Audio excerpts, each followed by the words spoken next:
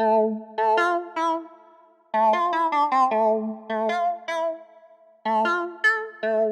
live? Yes, sir. I think we live. What's poppin', y'all, man? It's your boy JG. And you already know it's J Jonah. And today we getting into the 9th episode of the 2nd season today. Episode 9, bro. We got another special one for y'all, though. We got an Episode interview. 9, bro. It's alert. Today we got a really good friend of mine that we go way back. A friend of mine since like the 3rd grade. Like, honestly, like dead ass, y'all. DJ, you know what I'm saying? Kenzo. Really a black man with a degree, you know what I'm saying? Really out here, went to school, got his degree. One of the most humblest guys I met known on this earth. Kenzo. And I'm not gonna lie, man, like just like really one of my best friends, bro. You know what I'm saying? That's guaranteed. Shout out to my man Kenzo. That's good, y'all. AKA Kenova Bockari, AKA the real man Kennergy. Yes, sir.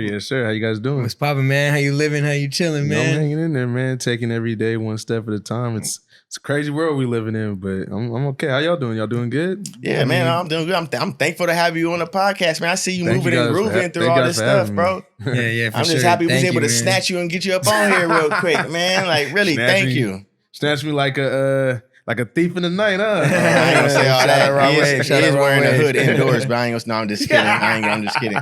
But really though, thank you for coming on the podcast, problem, man. Appreciate y'all. For me personally, like I did. Well, go ahead, Jay. My bad. Real quick, I mean, you just want to start it off just to get it out the way. You want to just get the wines out the way. You know what I mean? What we sipping on? Might as well do let what them we know do. because we gonna get into a real crazy. Well, not crazy, but we gonna get into a lot of stuff today, y'all. We don't get into a controversial podcast, man. We're gonna let them know what we here to do on BSP. First bottle, actually, yeah, we actually got 3 bottles that we got on the podcast. But for me personally, I brought out the Rodney Strong Vineyards. I'm not gonna lie, when we was drinking it, we didn't really comment too much on it, but this was one that I actually liked that I brought out. It's a 2016. It's from the Alexander Valley from Sonoma County, and it's a 14.5. But this right here, y'all, if you can kind of zoom in and maybe see it, but this is one to grab. Rodney Strong. Say that percentage again. 14.5. 14.5. I'm definitely feeling a little buzz coming in this. Feeling a little buzz coming in this. Shit. Oh yeah. Because that's the last of this. But what's coming next? Sebastiani. Ooh, Kenzo. That sounds like a fancy word. Sebastiani. That sounds Kenzo. beautiful. 2016 should be in the North Coast today. North Coast. North Coast. You already know it's a cap. Let me see. We drinking on. I'm gonna take a sip. Let me see. Oh, I'm missing it. I guarantee you it's 14. I'll find it later. I can't find it on the butter right now. I don't know why I can't see it. Nope, we'll let it go. Let it go. Yes, sir. Kenzo, what you drinking on? I'm drinking on this apple cider. Apple cider? I know I don't do alcohol. I'm drinking on apple cider and water. So I mess with the apple cider anytime I'm in the club and I'm DJing. I mess with that apple cider. Okay, man. okay. I mean, let's get into it, bro. Yes, that's sir. a question. Why? I mean, why don't you? Is it just alcohol, or is it everything as well? Oh yeah, it's everything. I mainly just drink water. From time to time, if I drink soda, it's like ginger ale. Okay. But you know, I even in high school, John can vouch for me. I never really drunk like that until like later on in high school. Like when I started kind of opening up a little bit and going to high school parties, my parents were kind of even though like I was out and about, my parents was very protective in a way. 100%. So he's saying he drank like that. It's not even drink like yeah, that. He I might drink have like that. Yeah, it's not even if I did one time, it was out of character. I think my senior year when I graduated, I got drunk. Now, that was out of character for me. And then my first time I ever got drunk was with my friend Jarrell Green. Okay. And I was like 16. Shout out Jarrell. Yeah, shout out to Jarrell. I was 16. I think I don't even think I even drunk that much. I think I was just hallucinating. So it wasn't until like college I started drinking a little bit more, and then I started realizing, this ain't me. And I don't like the person I was becoming when I drink and when I was getting drunk. So I was just like, you know what? At the time I was living with my boy Marlon Britton, who is a fabulous singer, by the way. Okay. Shout out Marlon. Yeah, shout out Marlon from Chicago, yep. Chicago's finest. Okay. And I had told him that one year I was just like, you know what, bro, I don't like this. I never really liked this, so I'm just not gonna drink at all. Out of character. Just out of character. So I was just like, I'm just not gonna drink at all. So yeah, I just stopped drinking. And I heard stories that my pops, he didn't drink like that either. So I was just like, that's even even doper. Like, you feel me? So I just stopped, and it's been like, I mean, like you said, I never was a drinker, so I don't want to sound like I'm alcoholic. But ever. It's just being you don't need that in your life. That's dope, bro, because it was out of character. He knows that his character didn't need, well, let's say, alcohol, weed. Shout out to No Ashtrays, another episode of No Ashtrays. Yeah, but that's wild for me personally, bro. Like, when he told me that, like I said, I know Kenneth prior to him even becoming a DJ. So then when I'm asking him, like, when I actually used to go to the venues, I'm like, man, like, he'd be like, hey, JG, come through. I'm coming through. He's like, what you want? Shit, let me get the beer. Let me get the shot of Hennessy. You know what I'm saying? This is what I'm getting. I'm like, Kenzo, what you about to get? None. Let me just get a water. They literally bring him 6 buckets of water. You know what I'm saying? Like, I'm not six. You know what I'm saying? Like, 6. They bought me Kool-Aid one time. Yo, like, it's been 4 years. 4 years since I last drank any liquor. So anytime, like, the homies was with me, you know, when I was first going up, I was at the mile. So I was DJing there, and then they would, you know, obviously you would DJ, you get free bottle service and everything. So I would give it to John and Phil. And let them turn up. Or if Forrest, my boy Forrest was with me, shout out to Forrest. I would give it to him. For surely. Yeah. So it's like they'll give you liquor for 3, but really it's just liquor for 2. So, okay. So they would be lit, and you know, I love seeing the people lit. But we'll get into it, bro. Definitely, we'll get into that. Like I said, bro, we chilling, man. Exactly. We chilling. I still don't get it though. Like, how do you keep that energy? Like, I really see DJs that really they either take they even drink a Red Bull. Do you drink Red Bull for your energy? I drank Red Bull for the first time at Rolling Loud with my boy Don Quez and the 29 homies over at Rolling. Shout out to Don Quez. But the first time, bro, Rolling Loud, like last year, I drank an energy drink for the first time. I don't fuck with him, bro. I don't mess with him either. And honestly, I was I hate saying this because I may sound like a nerd, but I was turned, bro. I was turned off an energy drink. I was bouncing off walls. I already had, like John said, I already have so much energy. And it's like, definitely. I don't even know where it came from. That's bro. A crash, though. I feel like that's why I don't like those, bro. It's too much sugar. Too much sugar, bro. And it's bad for the lip, like, you know, all your intestines, in my opinion. I don't really mess with it. I'm all for I mean, I'm gonna get a little personal right now. Before I go to bed, I need to pee clear. I need to pee out like water. Like, I need everything needs to be pee clear. I thought that was a drink. So what you just chug water bottles right before you go to sleep? Water bottle right before I go to sleep. Now you don't wake up in the middle of the night like, damn, I got some leftover pee. Fuck, it's 3 o'clock in the morning. I do. That's annoying, no? Yeah, I actually enjoy waking up in the middle of the night because I be having a lot of stuff on my mind. So you take advantage of every flaw. Like, man, I'm up. Okay, let me just write a book real quick. Like, that's what, man. Actually, we'll get into that later. Oh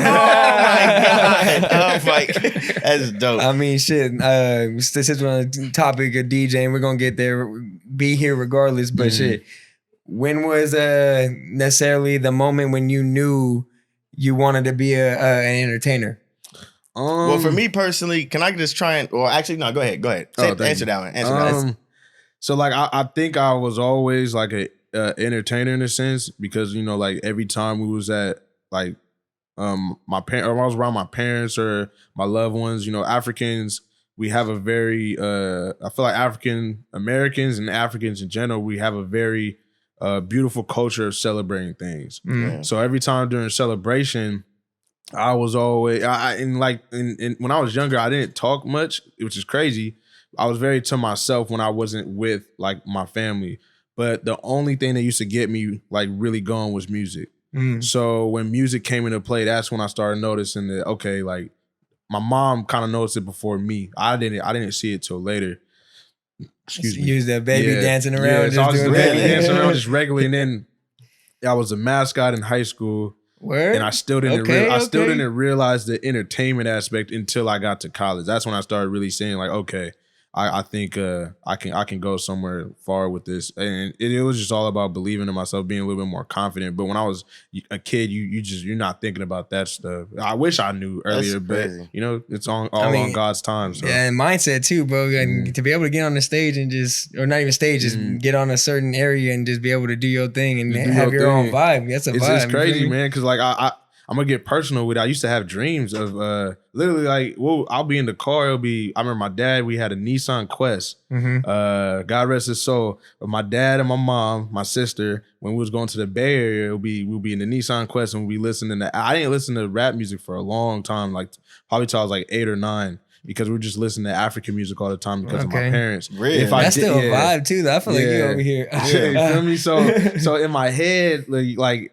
well, sometimes we played rap music, but my dad was more so like, all right, if we go play rap music, it has to be clean rap music. So it has to be music that like really stimulates your brain. So he had me listen to, like, I would listen. He didn't have me listen to it, but my uncle and them had me listen to Nas and stuff like that. So on trips, when we was going to the Bay Area, we would listen to African music, and then we would just get one, and we would call. I was like, Dad, I want to listen to American music. I would say that, like, Dad, I want to listen to one, like 2 or 3 songs of American music. That was our bet, like all the time, 2 or 3. And then I'll listen to American music, and I wouldn't even sleep. I would visualize me on stages dancing to the music. What song was the choice? And then at that time? At the time, it was Dr. Dre's "Still Dre." That was one of my favorite songs. And then probably the second choice was always anything Michael Jackson.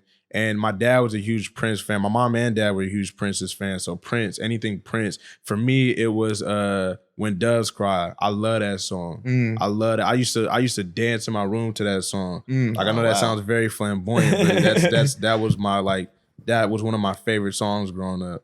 Wow. I mean, without that song, I'm pretty sure we wouldn't be able to say Kennedy right now today. A lot of us wouldn't be here without that song. You know what I'm saying? Crazy. That's true. So, you really look at it like that. That's true. Hey, but I see, like, right now, your parents really instilled that African culture in you, as you know. They instilled the African culture in you when you were young a lot. You know what I'm saying? So for me personally, when I met you a long time ago, it was, we was in the 3rd grade elementary school. What are some positive, can you tell me your positive and negative experiences from being, like, African and growing up in America, going to school at the young age that you were doing it? So yeah, it was tough, and it's like, it's crazy because with all the craziness in the world, what my story kind of relates to that a lot, which is, I'm glad you asked that, because it's like, I'm African, but at the same time I was born here. So a lot of people, when they see me, they just see black. And as you guys can see, I am very black. So like, me being very black was kind of like a throw off. Like, I've never seen, like, people will come up to me and they'll never see like a color of this dark, or just like, just someone who was embracing his culture, because they was confused. Like, they don't teach anything history book wise on Africa like that. So I was a lot of friends, like some of my friends, I was their first African friend. Yep. So it was very interesting. I'll say that. But I tell this to John all the time. Like, I wouldn't want to be anything else, because I'm able to embrace both sides. And it's kind of like a blessing in a sense. Like, yes, I'm African, but at the same time, I'm from, like, I was born here. I grew up in Stockton, California. So yeah, man, it was, I don't know if I hope I answered your question in a well manner, but just a little bit. Yeah. Or for the most part, you really did. Yo, what was your question again? My bad. Let me make sure I answered it perfect. I hope I didn't get off topic. I'm glad. I honestly didn't hear it necessarily, so I'm glad he asked that question. Could I hear that question again? Because I can tell you if he answered it or not. It's good. No, I just said, I think he kind of did, though. Can you tell me your positive or and negative experiences? Got you. Throughout school growing up in America. And the way I relate that is because, you were talking about you being African, you were talking about your African culture. Because as you can see right now, if you watch the camera, my guy right here is actual, African. really African. From Sierra Leone. Sierra Leone. His parents, you know what I'm saying? My parents are from Sierra Leone. Well, I'm from Sierra Leone too. Like, my blood is Sierra Leone, and that was a positive fact. Yeah, I went when I was 15. That's when dope. I was 15. That's fucking dope. And then you're old enough to really see it too. That's dope. Bro. It was amazing. It's a culture shock. And that was the positive sides of things. I think the negative part was the feeling of sometimes not being accepted by my own people. That was tough. Your own people? Yeah, like blacks. Okay. Yeah, so like, like I said, like, I feel like some of us weren't educated on the top of being African. So when you see someone who's different, you kind of look at them kind of weird and stuff like that. So it felt like I was battling my own people and then other races who aren't my color. So, and then they didn't really understand what I was going through. So it was tough at first, but at the same time, as I got older, obviously more kids got experience and I got experience. And now it's truly cool to be African, because everyone asks me about this and that, and they actually want to learn stuff like that. And it's like, it was dope, because something that I thought was so negative at first ended up being something really positive, because my mom really just taught me things like that. You kind of can't hold resentment in your heart. You kind of have to be accepting to people's views on things. but also let them know like who you are as a human being. So that's why like I remember growing up, God bro. damn, like what the fuck? growing up, bro. Like I think now I got nicknames, but growing up, Keniva was the only name I ever told people I was. Like I only said my name's Keniva because that was easier to say, but. No one, I wasn't rocking with the like you couldn't like my parents call me nicknames, but you if you was I wouldn't say American, but if you was just like one of my friends, you wasn't family, I wouldn't allow you to call me a nickname just because I wanted to embrace that in every full matter for you to understand who I am. So it can come full circle when you get mature enough to understand what I'm going through. How difficult was that maybe dealing with teachers, first grade all the way into 12th grade? Even in middle school, we have 6 periods. In high school, you have hella periods. Feel me? How was that roll call? Even in college, because I heard you mention college. What college was that, by the way? I went to the Academy of Art University. I'm an alumni. How was that? Shout out. How was that actually getting them to understand, like, no, don't just call me what you want to get used to calling me? Yeah, it was tough, bro. I think meaning like they just sorry, didn't mean to cut you off. No, his name is, like you said, Keniva. People would be like, oh, Ken, they, you know what I'm saying? Yeah, or can I just call you Ken? And then I remember one time this is a funny story. I got in big trouble doing this, but my mom didn't. I got in trouble in school. I didn't get in trouble at home.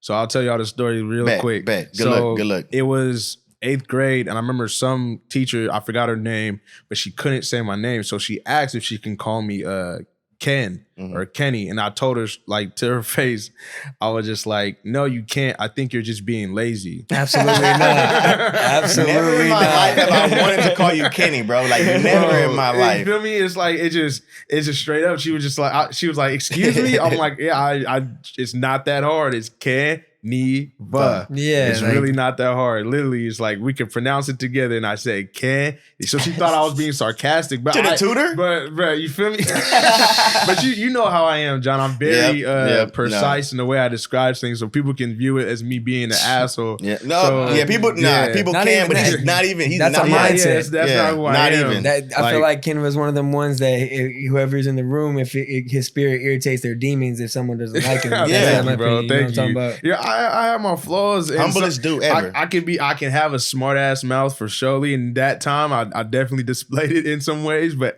at the same time, I had to let her know, like, yo, this is my name and I want to only be called that. Like, I feel like some people view it as laziness when they kind of see a difficult name and they just want to cut it short. So I just told her straight up, like, yo, you got to call me this and that's it. Yeah. That's crazy. One quick question on the school side. Okay. Going to the Academy of Arts of SF, right? Is school needed in the world we live in today? No. What's your degree? No. My degree is multimedia communications for the people. Multimedia communications. So what does that mean? Multimedia communications is this right here. My mom's multi-communications and technology. Sorry. It's stuff like this right here. What we're doing is stuff what my man Armelio does. Emil with his editing videos, shooting videos, working audio work. It's anything in the media field, in a sense, and displaying it on a bigger platform. So for me, I wanted to be a sports broadcaster, but then I started seeing that the major is called multimedia. So I wanted to do multiple things. So I just kept learning different multiple things. That's why I went to college to do that. And so, but I didn't, for me, I feel like I needed college for me. But your question to that, I feel like a lot of people some people don't need college. Some people can really just go to YouTube University and just be loan free. Yeah, shout out Phil. He was saying the same thing. But what was I going to say? You mentioned communications, right? Did you, or not, did you ever switch majors? Nah. I don't think I ever. Well, in Delta, I was a broadcasting major, and it was strictly that. And then broadcasting meaning like behind the camera. Because I ain't gonna lie, I see you making a couple videos and shit like that. It was behind the camera and in front of the camera. RTV, radio, television was my my major at Delta. Shout out to Mr. Story. Excuse me. Shout out to Mr. Story and all them. Mr. literally Story. Yeah, his name was Mr. Story. Wow. I think he's still up there, and I hope he's still a good guy. I hope he didn't do anything bad or anything out there in the world. But yeah, Mr. Story was his name. He was a cool dude. But yeah, radio, television was it. And then when I transferred, they didn't have that. They had multimedia communications. At first, I had gotten discouraged, but my mom was like, she saw the bigger picture. She was like, yo, this is this is dope. And my dad saw like, yo, you can learn. My dad is always really about learning. So like in me, I love challenging myself. So in that sense, I took that as a challenge. Like this is a chance for me to educate myself on different things. So you weren't limited to one thing. Yeah, exactly. And That's you never dope. want to eliminate yourself to one thing. You want to be open to doing as much things as you can. Never get comfortable, y'all. You heard that from Kenzo himself. Never get comfortable. I wasn't living out there in San Francisco, coming from, you know what I'm saying, Stockton, going to Frisco. Of course, you still being African dialect. How was that versus living in Stockton? You still living out there? Nah, well, right now I was in the Bay. Now I'm moving, I think, not moving back. Actually, let's just say I'm pretty much moving back. You know, had a tremendous loss in my family. So I feel like it was time to come back home and be with my family during this time. And not only that, it's just a tremendous loss in the world right now with George Floyd's situation. And I feel like in order to start helping with stuff like that is to, you know, work in your community. Thanks. So I took this as a blessing in disguise. Like, all right, I had a tremendous loss. You know, I had to come back and attend to my mom and my family. So let me come back, build my mental and get to helping out the community of Stockton even more. I hear you. So I don't mean to interrupt. I said, but from the BSP podcast, man, you already know we want to send our condolences to you and your family. You know what I mean? We appreciate your loss, bro. You already know. You already know what it is behind the scenes, but we just want to do that. You know what I'm talking about? Appreciate y'all, bro. Thank y'all. Appreciate that. Yes, sir. Real comfortable situation. And I appreciate y'all for always making that comfortable, bro. Real talk. You already know. Good. Hey, but I got a question for you, bro. I don't know how you're gonna take this, but I want to know from you and your experiences, how is it being African in America instead of being African America? I think I'm both. I hope I said that right. Yeah. I know you said that. I think I'm both. I think I'm African and American, and I think I'm African American. And like I said, I feel like being in diverse situations is the reason why I'm able to be both. And to your question earlier with the San Francisco and Stockton differences, it's the fact that being in Stockton was very diverse. So that helped me realize I was African American, and then going to even more diverse city, that's which why I is was bigger in San Francisco. That was like, oh, I really you feel me? Normal. So it's normal. So yeah, bro. I mean, things like that is cool. It's like, especially it's different coming from like Stockton, where it's like I always call us the new city because there's a lot of there was a lot of newness here. When we came here in 1999, it was still developing versus San Francisco, which has been it's been a big city. It's been developed. So like me being African here was different, but me being African over there, it's like, okay, you just another regular black person who happens to be from Africa. But that's crazy. The more and more you get out of bigger cities, people start to look at you a little bit different. A little bit different, but in San Francisco, I'll say this, that's a very accepting area. Like it's very accepting.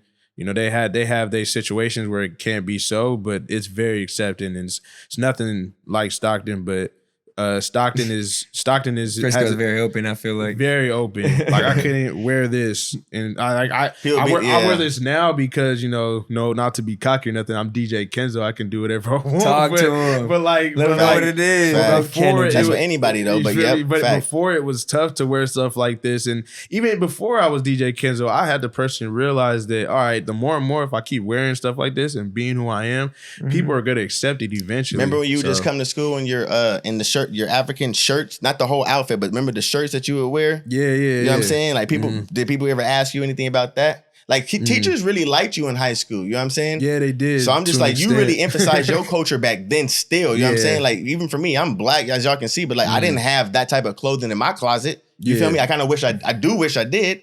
But like, man, like did people actually appreciate it? People look at you like, man, well, why are you wearing that? Some people would appreciate it, and some people would just make fun of it. It depends who you're talking to. So a lot of people at first made fun of it. A lot of people, I mean, it was a lot of making fun of just not even what I was wearing, it was a lot of my skin. That brings me to being African in America instead of being African American. I feel like that's what I'm like. Being African in America is what you are an example of. Yeah. Being African and American is the settlement of like, okay, yeah, I am black, but like I live in America though. You know what I'm saying? You emphasize your culture no matter what. Yeah. The greater value of it is that you do have the background that shows where it comes from as far as your parents, your grandparents. But that needs to be instilled even in me. You know what I'm saying? Of I see that course. in you. I'm like, damn, like I'm saying, like that's dope though in you that you show that quality. I feel like I had to embrace both though. I feel like they're both equal in a sense. Like being African and American it's a big blessing because I know where I'm coming from. At the same time, being African American helps me relate with my fellow African Americans and relate with my fellow blacks. Fact. Because I feel like in a way it's time to educate our fellow blacks on certain things that some of them aren't actually from Africa. Some of them can be from Israel.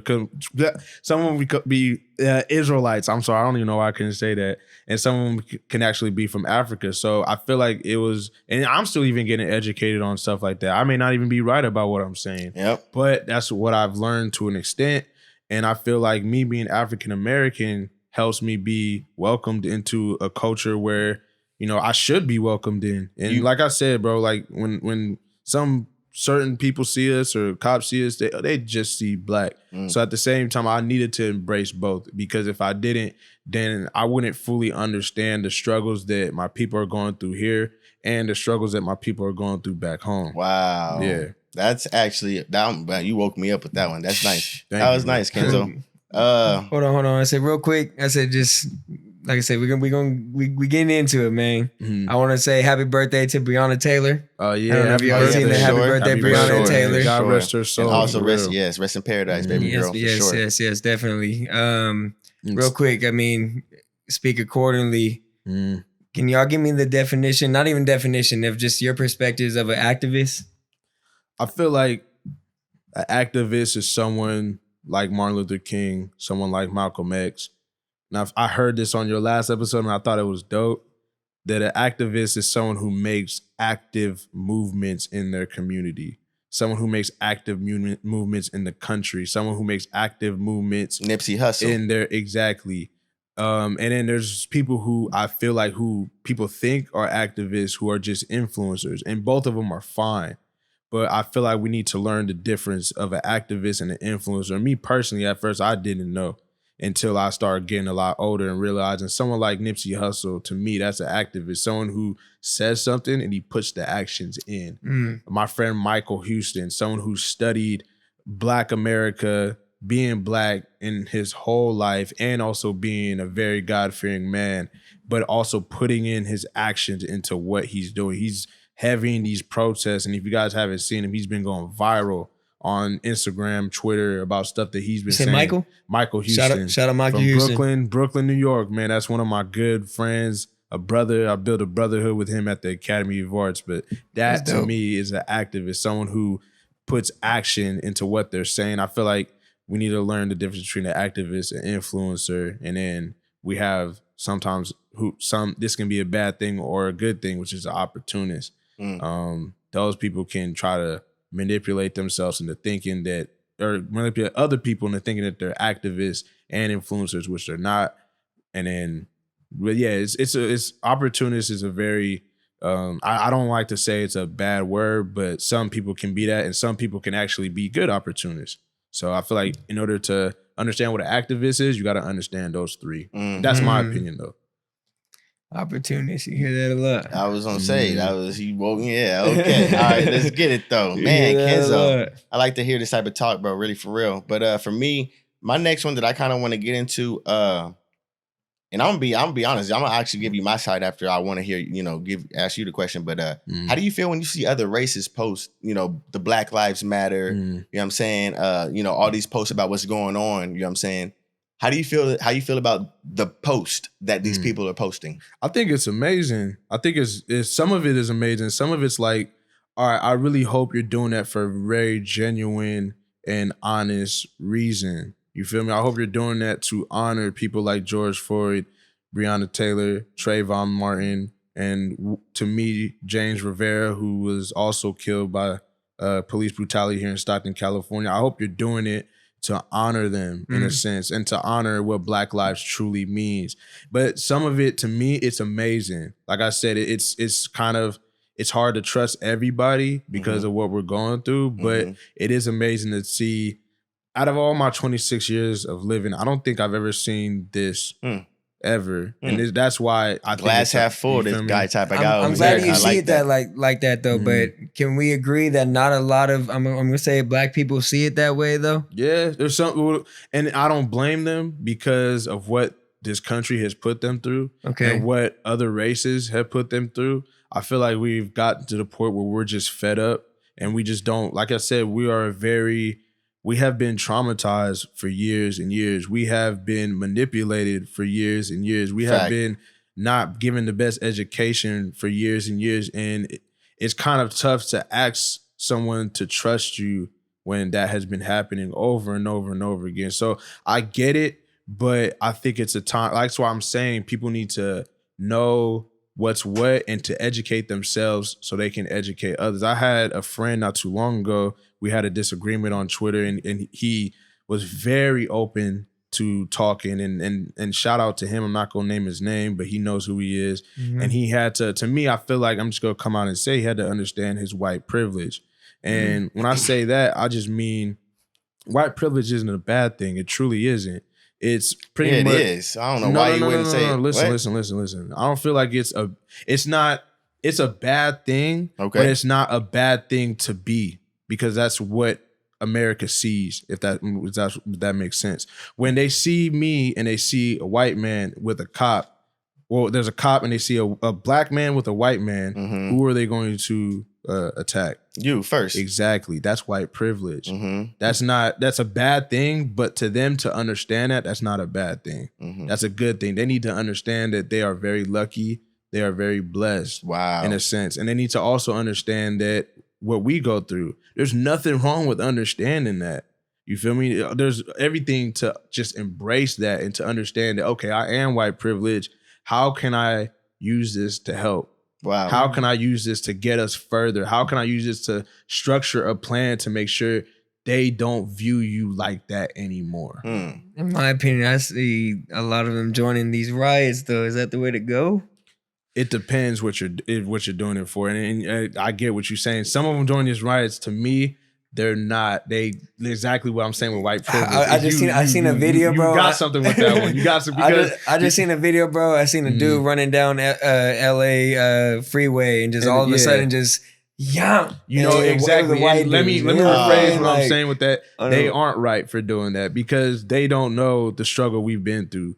They're not us. You feel me? And they'll never understand. They don't know. They're abusing their privilege. Exactly. And I'm glad you said that, because they don't know what we're going through. They never will. And I'm not trying to say that to push that in their face, but it's true. You're not black. You can't. Yeah. So the thing is, for me, is that these motherfuckers do know. Like the motherfuckers do know. That motherfucker No. No, they know. That's why they're going about obnoxious ways to get seen, noticed, and heard.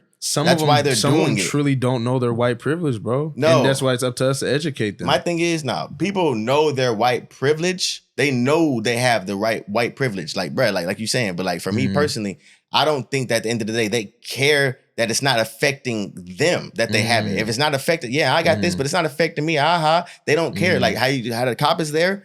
You're going to jail for however many long. You know what I'm saying? Exactly. He's not going about like, hey, Kenzo, I'm going to go over there. I got your bail, bro. I hear exactly. There's none of that going on. I hear exactly what you're saying. There's none of that going on. And I agree. I agree with you on that one. Okay. For surely.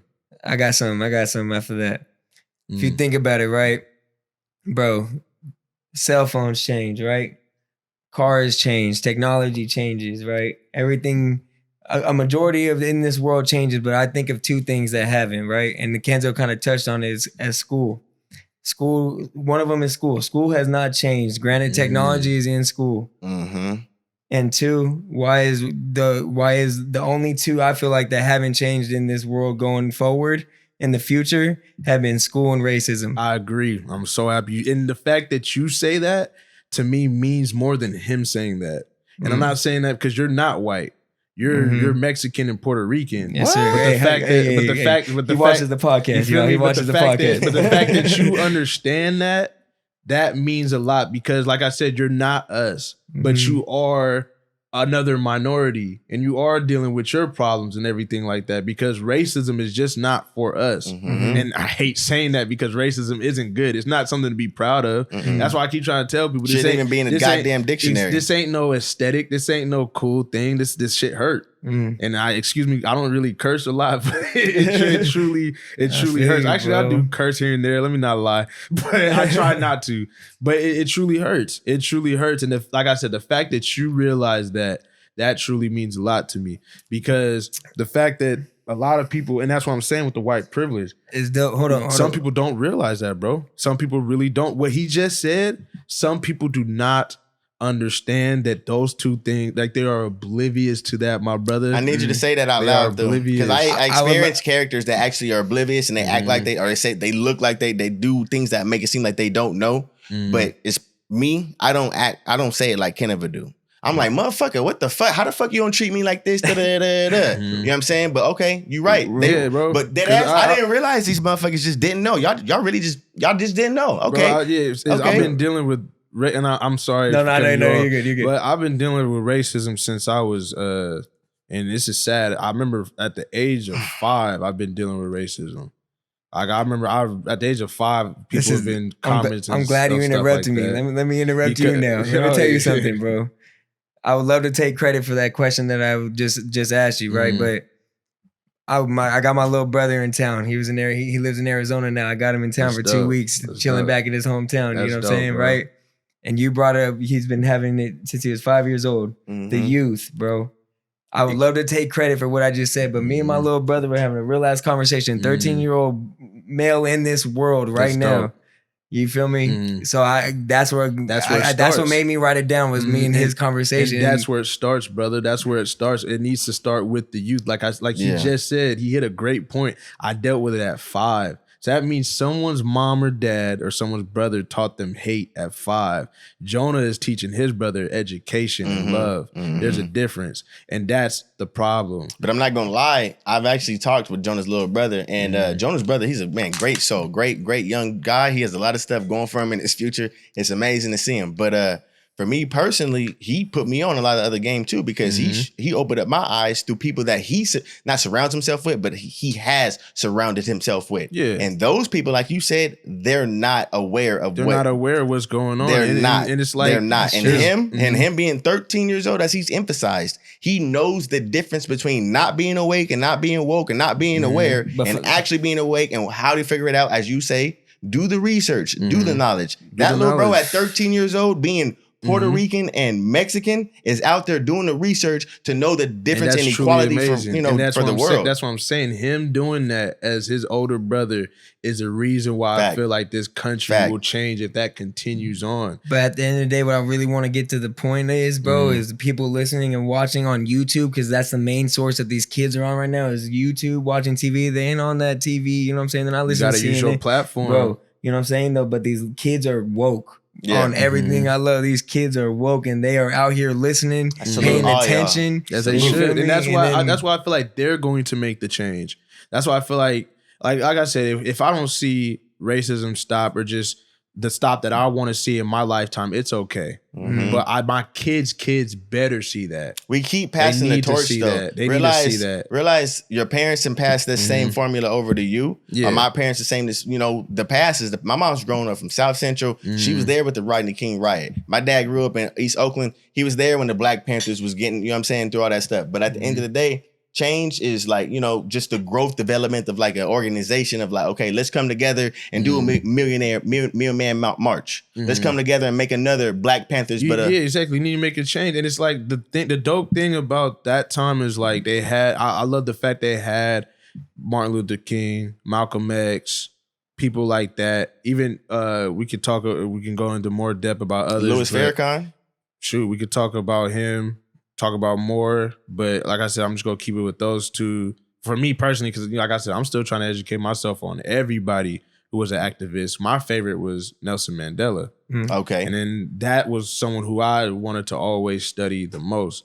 But right now, like I said, we're touching topics on America and stuff like that. So I'll keep honestly, bro. But Nelson had his impact here too. So, but like what I'm trying to say is, I didn't want to mention too many people because I wanted to stay on topic. Hold on, you mentioned Nelson Mandela, right? Well, in this world today, let me ask you: is it going to be an individual? I kind of asked him. He touched on it. You mentioned last episode. We kind of just had a quick segment on it, but is it going to be an individual in this time of age that's gonna make the change, like a Martin Luther King, Rodney King, or is it gonna be a group, a Black Panthers type of thing now? I feel like either or it's gonna be like we got the NAACP, we got the Black Panthers, we have we've seen how many people have gathered together for George Floyd's justice and stuff like that. That has been amazing because it's all organized, it's all structured. But I feel like with the individual is not always because it takes a team. Martin Luther King had a team. Malcolm X had a team. That's true. The individual, everybody has a team. Exactly. Right? The individual. I got a team. The individual is looked at with a light. I feel like we need to, if we're gonna see an individual like that, we need to have someone who has light in their mind. We need to have someone who we can embrace and to encourage. For me, it's my dog, and I'm gonna mention his name again, Michael Houston. It's like people like him. I feel like once you see someone like that, you need to embrace them for who they are. You need to embrace them and bring them up. And that's why I'm so happy people are, I won't bash the black man, this, that, and the third. I will never bash that young man because I know what that young man can do. I know what that young man can do for his community. And it's like, for creatives, it can be a me, it can be a you, it can be you. I feel like in order for us to have that individual to represent certain things like that, we need to give them a light. We need to encourage them. We need to uplift them, because when you're going through stuff like that and you're actually putting yourself out there and being that Martin Luther King or that Nelson Mandela, your mental got to be right. It's going to be a lot of tough days. It's going to be a lot of tough days. So why would I put that person who's trying to be that light through more tough days? So I have to put that person through more love and more show them more generosity in order to get them through this battle, because it's going to be a battle. Facts. So that's a strong mindset. And anybody in this world called life in general, you need a strong mindset. Exactly. So definitely. With that being said, how do you plan to instill, your cultural values, or even still that mindset you have right now with your child? Because as you say, if we don't see it now, how will you possibly at this moment being 26 years old? I know my dude, sorry. But you're good, bro. I'm still young. Yeah, I'm 26. Okay. I'm still young, bro. How we gonna do that for my little nephew and niece? I think it starts with, like I said, me, you. For me, it was my dad. I was lucky enough to have a dad who knew that he was from Africa, but he also knew that when he came to this country, he wanted to give his son opportunity, but he knew he was the one giving his son opportunity. White America wasn't going to give his son opportunity. So for my dad knowing that difference and actually talking to me and telling me what they will see out of me, that's what really helps me. And that's what I need to do for my niece, my nephew, my kids, my friends, my younger friends, your brother, stuff like that. Because if you don't do it with the youth, then the youth aren't going to understand. They're not going to push this knowledge out at all. So that's what it starts with. I think me being a creator, me being people are influenced by me. I think that's truly amazing. I try not to take that to my head because I'm just a man. With a man who has a really blessing story due to the fact of two beautiful parents. So me personally, shout out mom and dad. So me using my platform, me using who I am to embrace that and to push that. What's going to happen when DJ Kenzo wins a Grammy? Or what's going to happen when DJ Kenzo is seen on MTV Music Awards? He's going to have a platform. He's going to have a message. And he's going to be able to display that onto a bigger picture, because you know why? Mom and dad encouraged and mom and dad put that in his mind. People like Kilo Talk Money. That's one of my big homies. Shout out Kilo Talk Money. Cool dude. Always has... And me and him are completely different, bro. Completely different. But every time I see him, he's always showed me love. Every time. That's a feature that you guys both share in between. You know what I'm saying? You feel me? Yeah. We make two different sounds. We enjoy two different type of music. But there's one thing you guys might have in common, which is our skin. And I don't even think he knows that, but he's always encouraged me I don't think he's ever bashed me or made fun of me, but it's and I'm just using his and him. But the way you example. emphasize that though, you just said not even the fact that he has a two different. Shout out, bro. You know what I'm saying? At the end of the day, another he is who he Stockton is. artist for those that don't know. Yeah, he is who he is, and you are who you are. Exactly. At the end of the day, we are African American. We're black at the end of the day. At the end of the day. But some people on this earth don't realize that, and they want to sit here and get mad at that motherfucker for being great. You feel me? That shit's not cool. That shit's not cool, and it's like. It takes him. Yep. It takes. That's what I was getting at. It takes other races like DJ Expo, his brother Rod, who have been tremendous big homies to me. Omar, who is also black. I can go on and on about the mentors and the people who I wouldn't even say look up to because I look up to God, but people who I truly see in a higher light, in a tremendous light, who have been able to influence me. Expo and Rod I don't even think I played for them, but I never played basketball. I don't even remember having a basketball experience. All I remember is life experience between those two.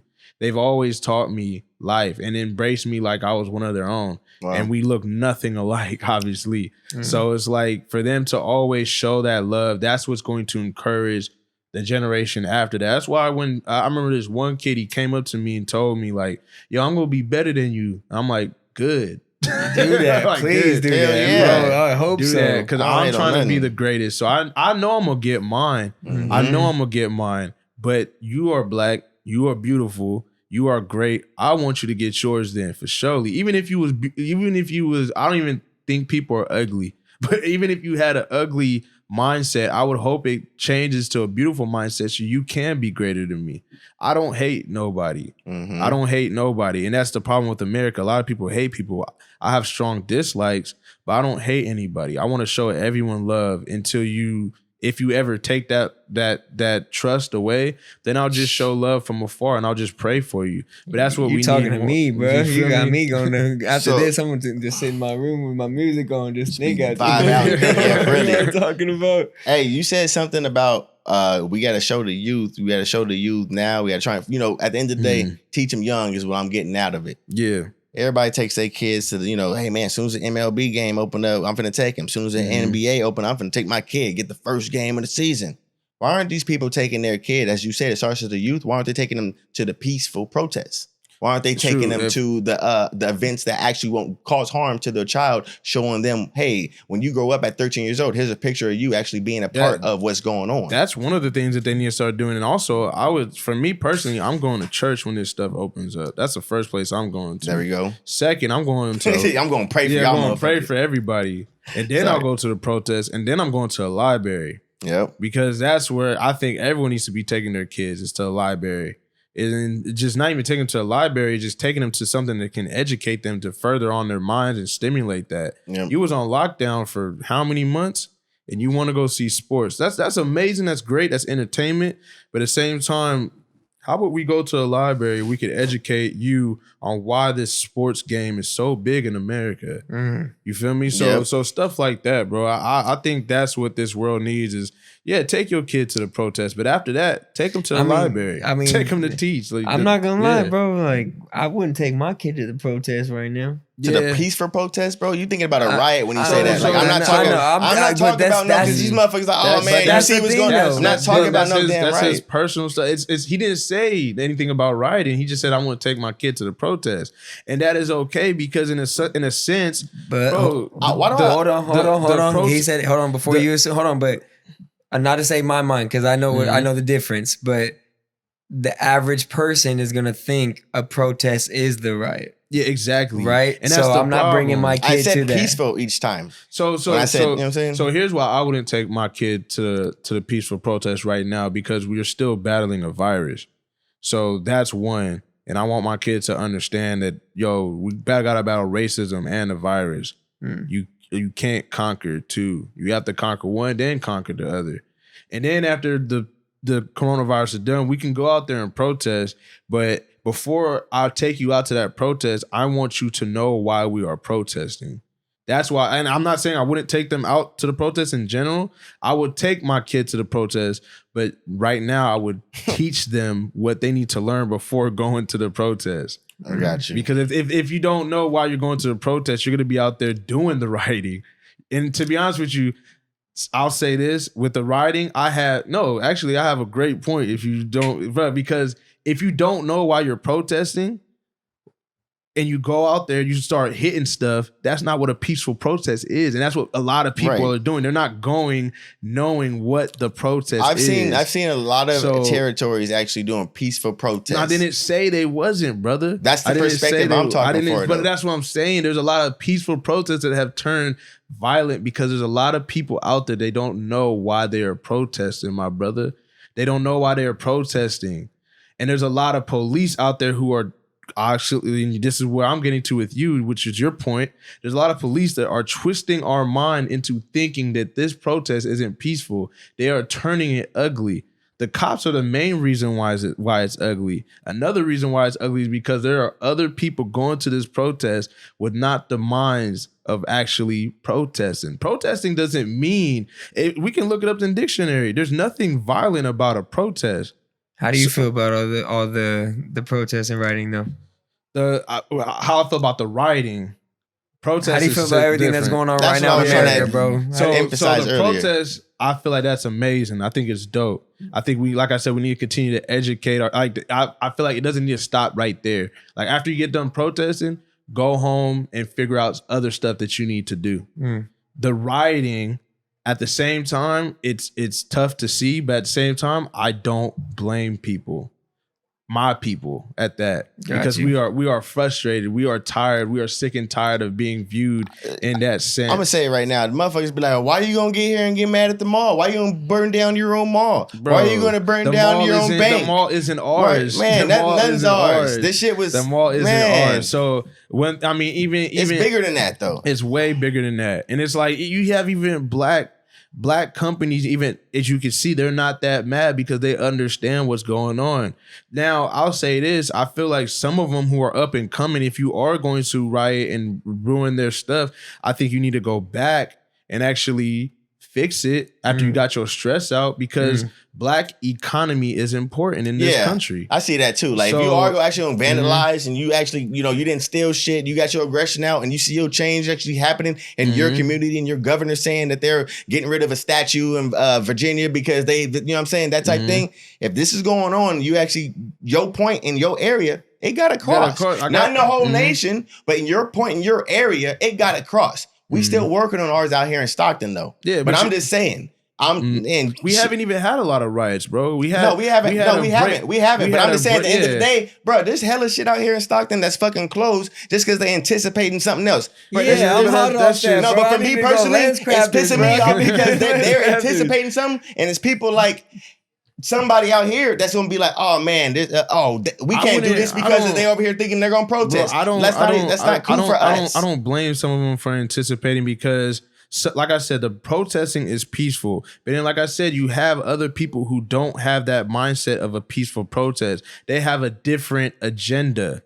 You understand? They have a way different agenda. Look, let me finish. They have a different agenda. Yep. They are thinking like, I'm about to get into something even deeper. There's a lot of white people out there who aren't with the movement.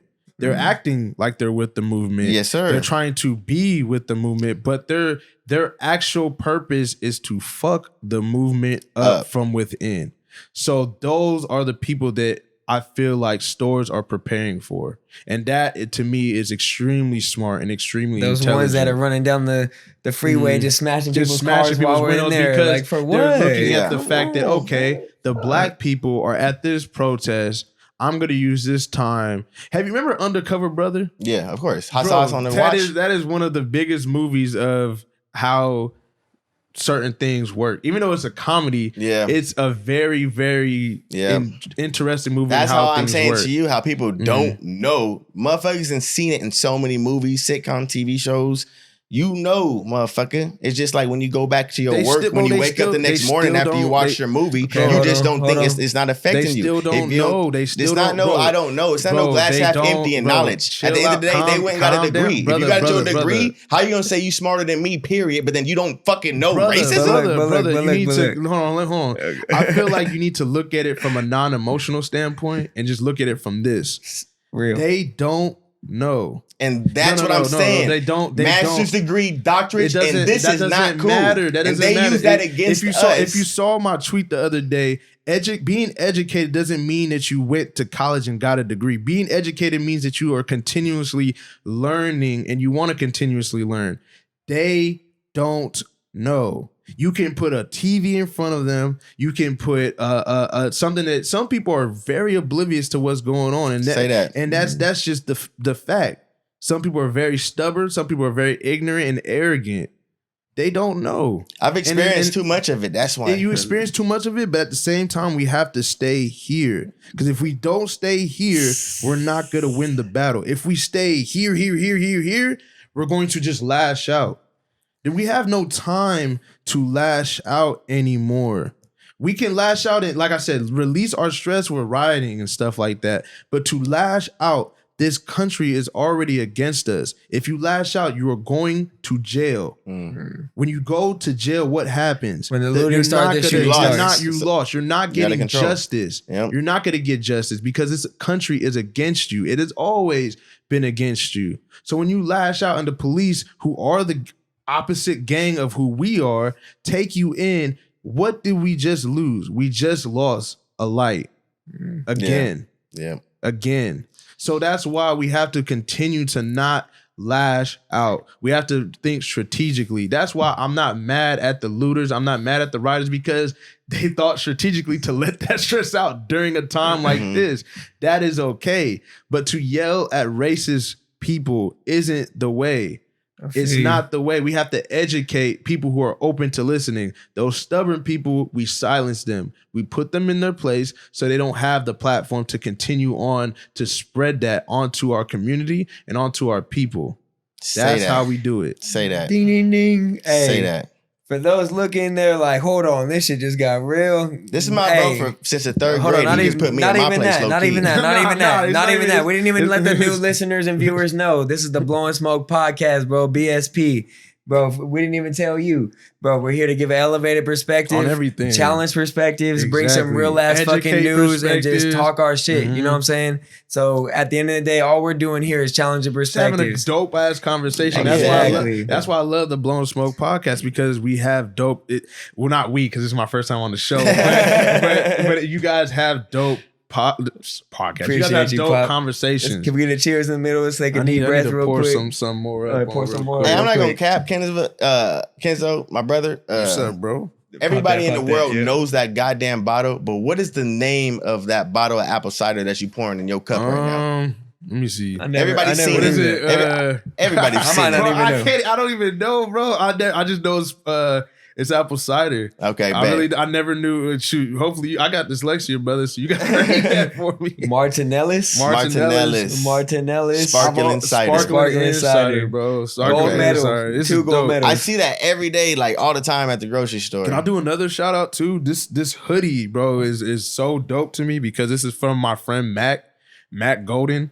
She is a dope individual from she lives in San Francisco. Where's she from? She went to, I don't even know. I hope I can find out where she's from. Sorry, Mac. I gotta know where you actually shout from. Shout out Mac. Mac is dope, bro. She is a creative designer, really good at what she does with fashion. She has a beautiful eye in fashion, as you can tell by this hoodie. Yeah. If you think it's ugly, then that's on you. But she has a beautiful fashion statement. If you think this ugly, like I said, when I said that's on you, that means that's on you. You don't see what we see. This is beautiful. This is creative. And I love it, man. Mac, shout out to Mac. Her Instagram is Mac_Golden because her view on things is golden. What was Mac_Golden. MAK_Golden. Good luck. Go follow. And cop a hoodie. ASAP. Cop that hoodie. Hey, cheers. We didn't get that cheers real quick. Hold on. Take a deep breath. Cheers, man. Yes, sir. Cheers. Damn. Got you, brother. The mild tops, bro. Hey, do you think Sebastiani? You think the murderers and the accomplice that were involved in the killing of George Floyd will ever get what they actually deserve? I truly hope so, because I feel like they need to be the example of where America needs to go. I feel like if they make them an example, we'll be on our way to making something to make change. Like I know there's an example? Hold on, because we've been several So what's their example? Putting them behind bars for a very, very long time. That's or it? Listen, putting them behind bars for a very, very long time, or giving them the death sentence. Yes. That's an example. That's why I said listen, because putting them behind bars for a very, very long time could be 46 something. We have to be realistic too. Yeah. Like, they're not going to put cops behind bars for 65 years. If they do that, I'll be tremendously surprised. They go to a whole different jail, get a whole different perks. If you put them behind bars to the point where they can't like, I don't know how old they are right now, but if you put them behind bars so where they come out at 70 or 80 or even 90, that would be dope. Or if they die, I would like for them to die in jail personally. Because if you're 70 or 80, sometimes you're not going to last. Let's be honest, so you think at that point, you say life. people just don't know. You think at that point, when they come out at 80, oh, I know now. You think so? I would hope so. I hope they make. They're not going to have rage and hate. I hope they let. No offense, I hate speaking this because I don't preach this, but if they end them, they end them, bro. I pray on it. I pray on it too, but like, I pray on their peace and for them to know that. I don't pray on death or nothing like that. But if they, I pray for them to get. It's just not cool. I pray for them to get justice, and if they come out at 80 years old, then like I said, your life is kind of already passed by. You can't really get jobs, none of that. It's over. And it's like but they're alive. They actually made it to 80. That motherfucker. But at the same time, like I said, we need to have it needs to be a start in something, bro. Like I said, they may not make it to 80. And then at the same time, if they do make it, there's going to be a public announcement that they got out. And people don't forget that stuff. And they're going to be angry. And what happens when we're angry? That's fine. All right. Somebody has to go. Somebody has to go. That's my dude. That's all I gotta say. I want to focus on Kenzo, man. Kenzo's a guest on the BSB podcast. I want to ask you, bro, speaking of racism and everything like that, you ever been racially profiled in your profession? Or stereotype? Oh, yeah. Like I said, bro, I think it's dope that we focus on me. But I don't mind not focusing on me with this topic at all because it's bigger than me. But you're right. Yes, I have been racially. Well, not you're right. I have been racially profiled several times. Damn it. Several times. And it's like, damn it. And to me, like I said, you kind of learn how to move when you get racially profiled like that. And it's something, I'm not surprised by it. I understand it. It's not that I understand why they're doing it, but I know it's going to happen. It always happens. I'm black in America. I'm not in Africa. But as a DJ though, bro? Yeah, bro. You get racially profiled a lot. I remember one time I was supposed to, I'll tell a story. I'll tell you two stories. I'm not going to name the organizations or the people that have to do with this because God knows them and God will give them a lesson when it's time. I'm not God. That's not my job. It's not your place. You feel me? Amen. My job is to be me. Thanks. So I remember a young lady, she had booked me for her wedding. And at first, it's great money, everything. It was looking good. But her parents have a certain view on the way they want their wedding to look. Wow. I didn't fit that view. So I got cut from the wedding. And it was all because at first I was, my Instagram was, I think she just saw it for what it was. And then she saw the dashiki wearing, the confidence in between my skin. It was right after I posted, I think I posted African something. I posted something very empowering to the African community and the Black community. Embracing my dark skin, embracing my people, my Africans, my Blacks, my African Americans. Mm-hmm. And after that, an email followed shortly after. This is before my great manager, Cameron Gazaway, was my manager. Okay. So I was handling a lot of my bookings. So and then she saw that and immediately said, hey, I remember the email to this day. I didn't take a picture of it because that's something I didn't want to do. But I remember the email to this day. It said, hey, Kenzo, how are you doing? Just wanted to let you know we are extremely excited for our wedding. This is how I knew it was over, because she said we're extremely excited for our wedding, not we're extremely excited to have you at our wedding. That's how I knew it was over. So at first I took a deep breath. I put the phone down because I knew where it was going. Then I brought it back up when I was a little bit more calm, and it said, just want to let you know I am a fan of your content, but other people at my wedding may not be. And the reason why I wanted you at my wedding was to display energy and to display love, but I don't think the people at my wedding are ready for that. I'm truly sorry, but I think we may be going with somebody else. Can you recommend somebody who may fit the situation? And at first I didn't reply because I had 2 of these happen to me. For those out here, man, this shit is real, bro. It's out here, bro. Real. This a wedding. It's real. It's a wedding. She had the nerve to write this motherfucking shit in the email? Hey, it is what it is. But so what happened was basically like I saw it as okay, you had a chance, and I understand it's your wedding. You don't want to divide your family and stuff like that. Yeah. But at the same time, you had a chance to kind of stand up. Nah, but fuck all that, bro. Like, what you got? Like I said, let me finish. She had a chance to stand up for what she believes in. Because I know she's not a racist. It's her parents. She had a chance to stand up for what she believed in, and she didn't do that. That, to me, is worse than a racist. Right. Because you're looking at it like as okay, like I understand I'm not going to say anything because I just want peace. That's not peace. That's still something that they need to know. She's brushing it under the rug. She's brushing it underneath the rug. She's rather confronting you, which isn't even the problem. Exactly. And isn't even confronting the problem. But in a sense, I was very grateful she told me. I'm not going to lie. Because a lot of people would just ignore the phone call. You get there and another DJ's on stage. I kept looking at it. That didn't happen, but that's what a lot of people would do. Wow. Or a lot of people could do. Wow. So I always look at it like, okay, it could have been worse. It could have been set up in a more disrespectful way. Because that's one thing I really struggle with and I'm trying to get better with. But actually, it's not even a struggle sometimes. I don't tolerate disrespect. No, you don't. So if I seen that, I would have lost it, because if I went there and I saw another DJ in place of me, like she would have just told me that in a sense.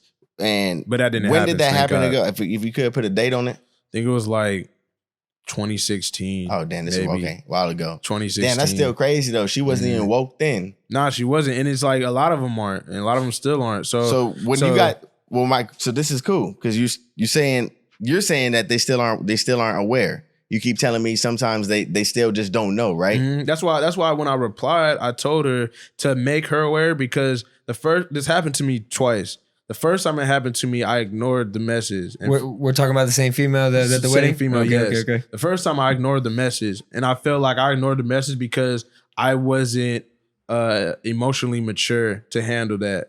The second time I replied to the message because I was like, this is going to be a teaching moment.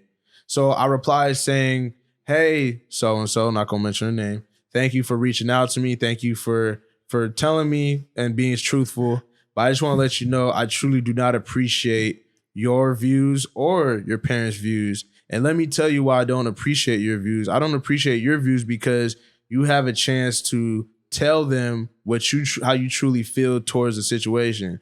I know you're not a racist. I have seen you and I have talked to you. You listen to music just like I do, and you have complimented me on who I am several times. But if you're not a racist, then why are you canceling me out of your wedding? I don't understand it. But at the same time, after this apology, if you choose to book me again, don't. Because I don't stand by wish-washers. I hope you learn from this experience. That's what it is, a wish-washer at the end of the day. I hope you learn from this experience, and I hope you can gain sanity within your family and let them know that this isn't right. Have a great wedding. Enjoy the rest of your night. And then I left it at that. That's simple. I mean, don't get me wrong. In my field, I got to work my text like that too. But at the end of the day, I mean, my emails, but I'm like, this is still not cool though, bruh. It's not. But at the same time, it's like, that's why we're frustrated. That's why we've had enough. That's why we're rioting, because it's not cool anymore. We've been dealing with it since some of us been dealing with it. Like, if you look at some of our, like, for example, my Uncle Frank, his family is from America. His dad dealt with it. His dad's dad dealt with it. Now he's dealing with it. Now his kid's dealing with it. And now he has a grandson that's 1.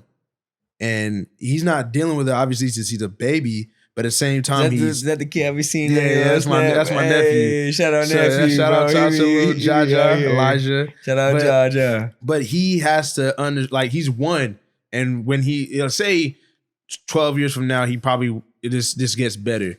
But the fact that he had to be one to not know because he's a baby, but to live it, that sucks. Mm-hmm. And that's why we're frustrated. That's why we're tired, because we've been dealing with it for so long. Like probably over 100 years we've been dealing with this. Well, with it actually, with the white and black crime, or even with just the injustice still actually finally being acknowledged, or in my opinion, actually being understood. Because the news, can we hold off on that real quick? Some of it, and I don't mean to cut you off.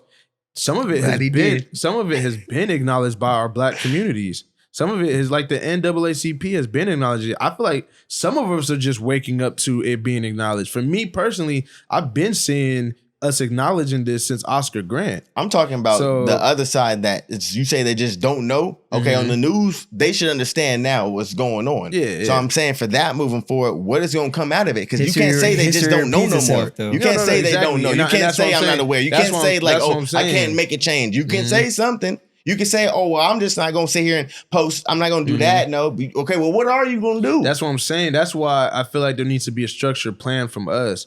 There needs to be a certain type of an organized way to display that and to put that into their brains that they can keep going. Like I said, there's a lot of people that don't know, but you're right. That is not okay for them to just don't know.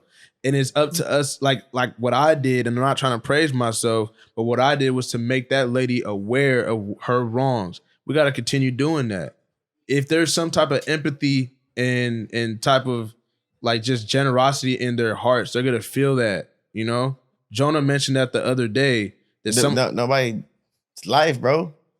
Nobody gives a fuck about anybody at the end of the day, bro. Hold on. I don't know where that's coming from. Empathy in the heart. You can't talk to me. That's what I'm saying. So what do you can't go up to an individual and just hope that they have empathy. I didn't say you're going to hope that they have empathy, but that is into some, that's a human trait, bro. That's what I'm saying. No, human trait is just knowing. You say they don't know. You're not listening into a sense. And I hear what you're saying. I'm not saying you're wrong. I'm saying no, I'm here. I hear what you're saying, but you're not saying I'm wrong, but I'm just saying I feel like you're not listening to what is actually going on and to what I'm trying to say. And challenging perspectives. And that's beautiful. Yeah. But I feel like I said, some people need to feel that. And I'm not saying that they're going to or we need to force it, but they just need to feel it. They need to understand it. They need to embrace it. They need to embrace their white privilege. That's why I said that earlier. Because in order for them to feel what we're going through and to understand, no one's gonna actually go through what we're going through, bro. Right. No one's gonna actually go through, but you will. And I hope that you can feel it so you can get to the point of understanding to make a change. That's why I said that. Because at the same time, it's like, I feel like that's brushing it under the rug. You're anticipating because you're wanting the white privilege to go over. Hey, it's good over here. Let me go try and let me just try and make it. Let me go try and say something. Guys, hold on, guys. No. He said he wants the white privilege. He's like, okay, why would somebody that has white privilege, good, open up this door for me, close it for them? Why would they speak up? Why would they even want to change? I don't understand what you're saying, but I don't need it. I'll say one last thing because we're closing at this. Go ahead. I'll say this. What? I don't understand what you're saying, brother, and I'll say that with all due respect because to me it's everywhere, and that's why I'm saying we need to structure our ideas and structure what we truly want to feel and what we truly want to engage into our crowd. The reason why I said I want them to feel that and to understand that is so they understand what we have been going through for fucking years. And that's why I'm saying they're never going to actually go through what we're going through because we are black. They're not black. But correct. They listen. Let me finish on this. Go ahead, Pop. It's your platform too now. Go ahead. But they listen to our music. They listen to us talk on TV. They listen to us talk in classrooms. And you rep the culture, but how do you rep the culture? But you can't feel it, that makes no damn sense. And that's why I'm saying they need to feel it. They need to understand it. But they need to embrace it. And they haven't. And won't. But I'm not speaking on that because I don't know. That can go on forever. I don't know how they move. But I'm saying what they need to do is they need to feel it. And we need to display that and to educate them into understanding how we are. Like I said, when my friend Mike was speaking at that place, not sorry, at that place. I know where the place is at. The San Francisco protest, a young lady, not gonna mention her name, on Instagram, hit me up. She is of the white descent. And she said she felt everything he said to the point where it had to make her talk to her racist brother for him to understand where she's coming from, where Black lives are coming from, and where the change needs to be. Wow. That is why I say they need to feel it, bro. You say change. So they understand the change. But she's actually making change. And you know she why? actually You know why he listened? Because she's fucking white. I'm not white. That's why I'm saying they need to feel it, because they need to make the change from within. So if they feel it, they go tell their other white friends, hey, this ain't right in what we're doing with Black lives. So you need to feel what they going through and understand that what you're doing is fucking wrong. Right. And they're going to, some of them, like you said, not all of them, but shout out to her and her brother. They will listen because they were raised together. So hold on. She said change. She knew what the change was from her perspective. From your perspective, though, when is justice served? With this rioting, everything going on, there isn't. When is justice served for the situation that's going on right now? You said change. Go ahead, bro. You said history repeats itself. Change ain't never been in history.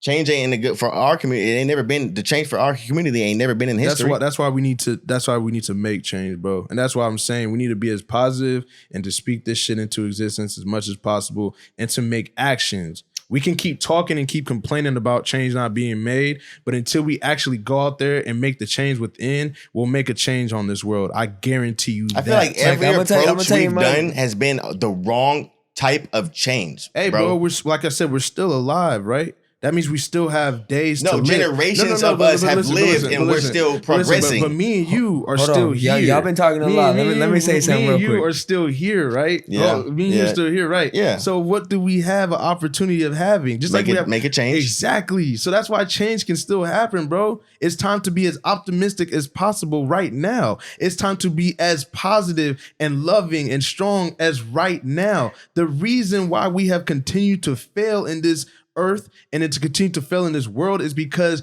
we hate. Everybody hates. White people hate. Asian people hate. Black people hate. We need to show love. Until we show love, that is the ultimate thing, the ultimate change. All the people, all the white people that's watching the podcast are like, yeah, he's right. You guys need to do that. Just listen to him. Don't do anything. Just make some change and just do it. I didn't say but that. They're also but that's what I'm saying. I didn't say that. I didn't say that. Hold on. I didn't say that. I got it right I here. did not say that. I did not say that. Hold, but I need I'm trying to make this shit be known. These motherfuckers for years have been fucking us over, bro. And that's why you need to let it be known the way we are to educate it to everybody. It's not our land. How are we going to educate it our way on their land?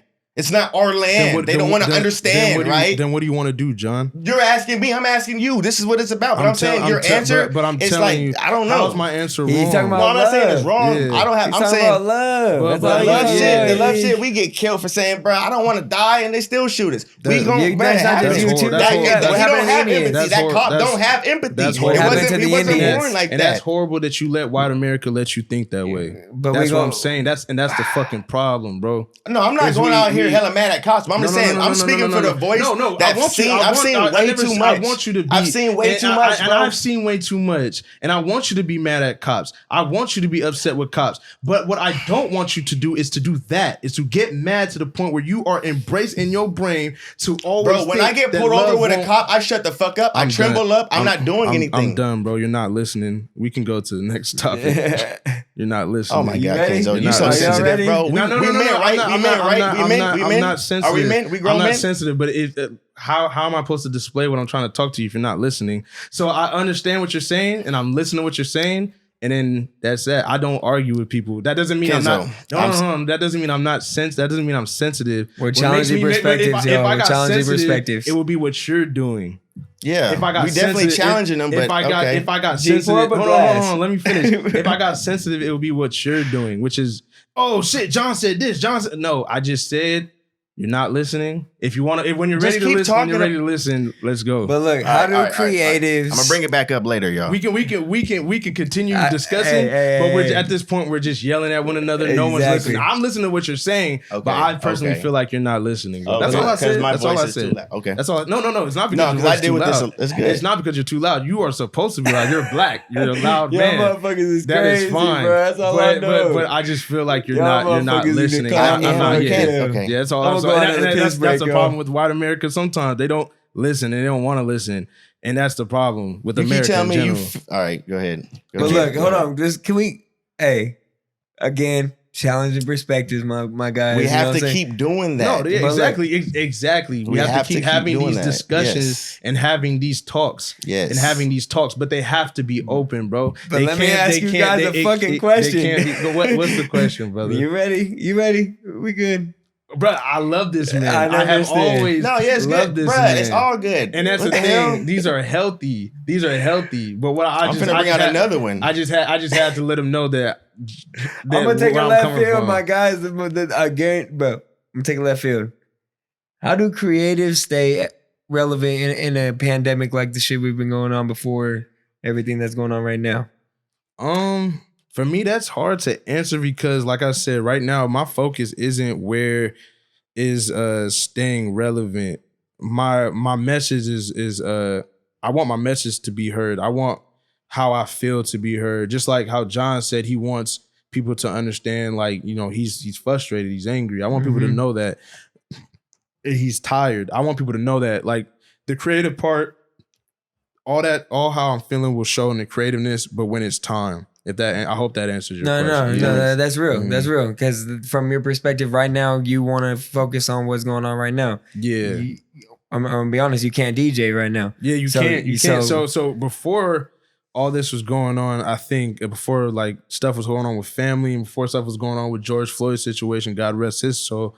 Before all that stuff was going on, to stay relevant, I was kind of doing live streams, stuff like that, putting stuff on SoundCloud. But when life hit, that's when I realized, all right, there's something bigger I need to be doing. You know, there's something more impactful I need to be doing.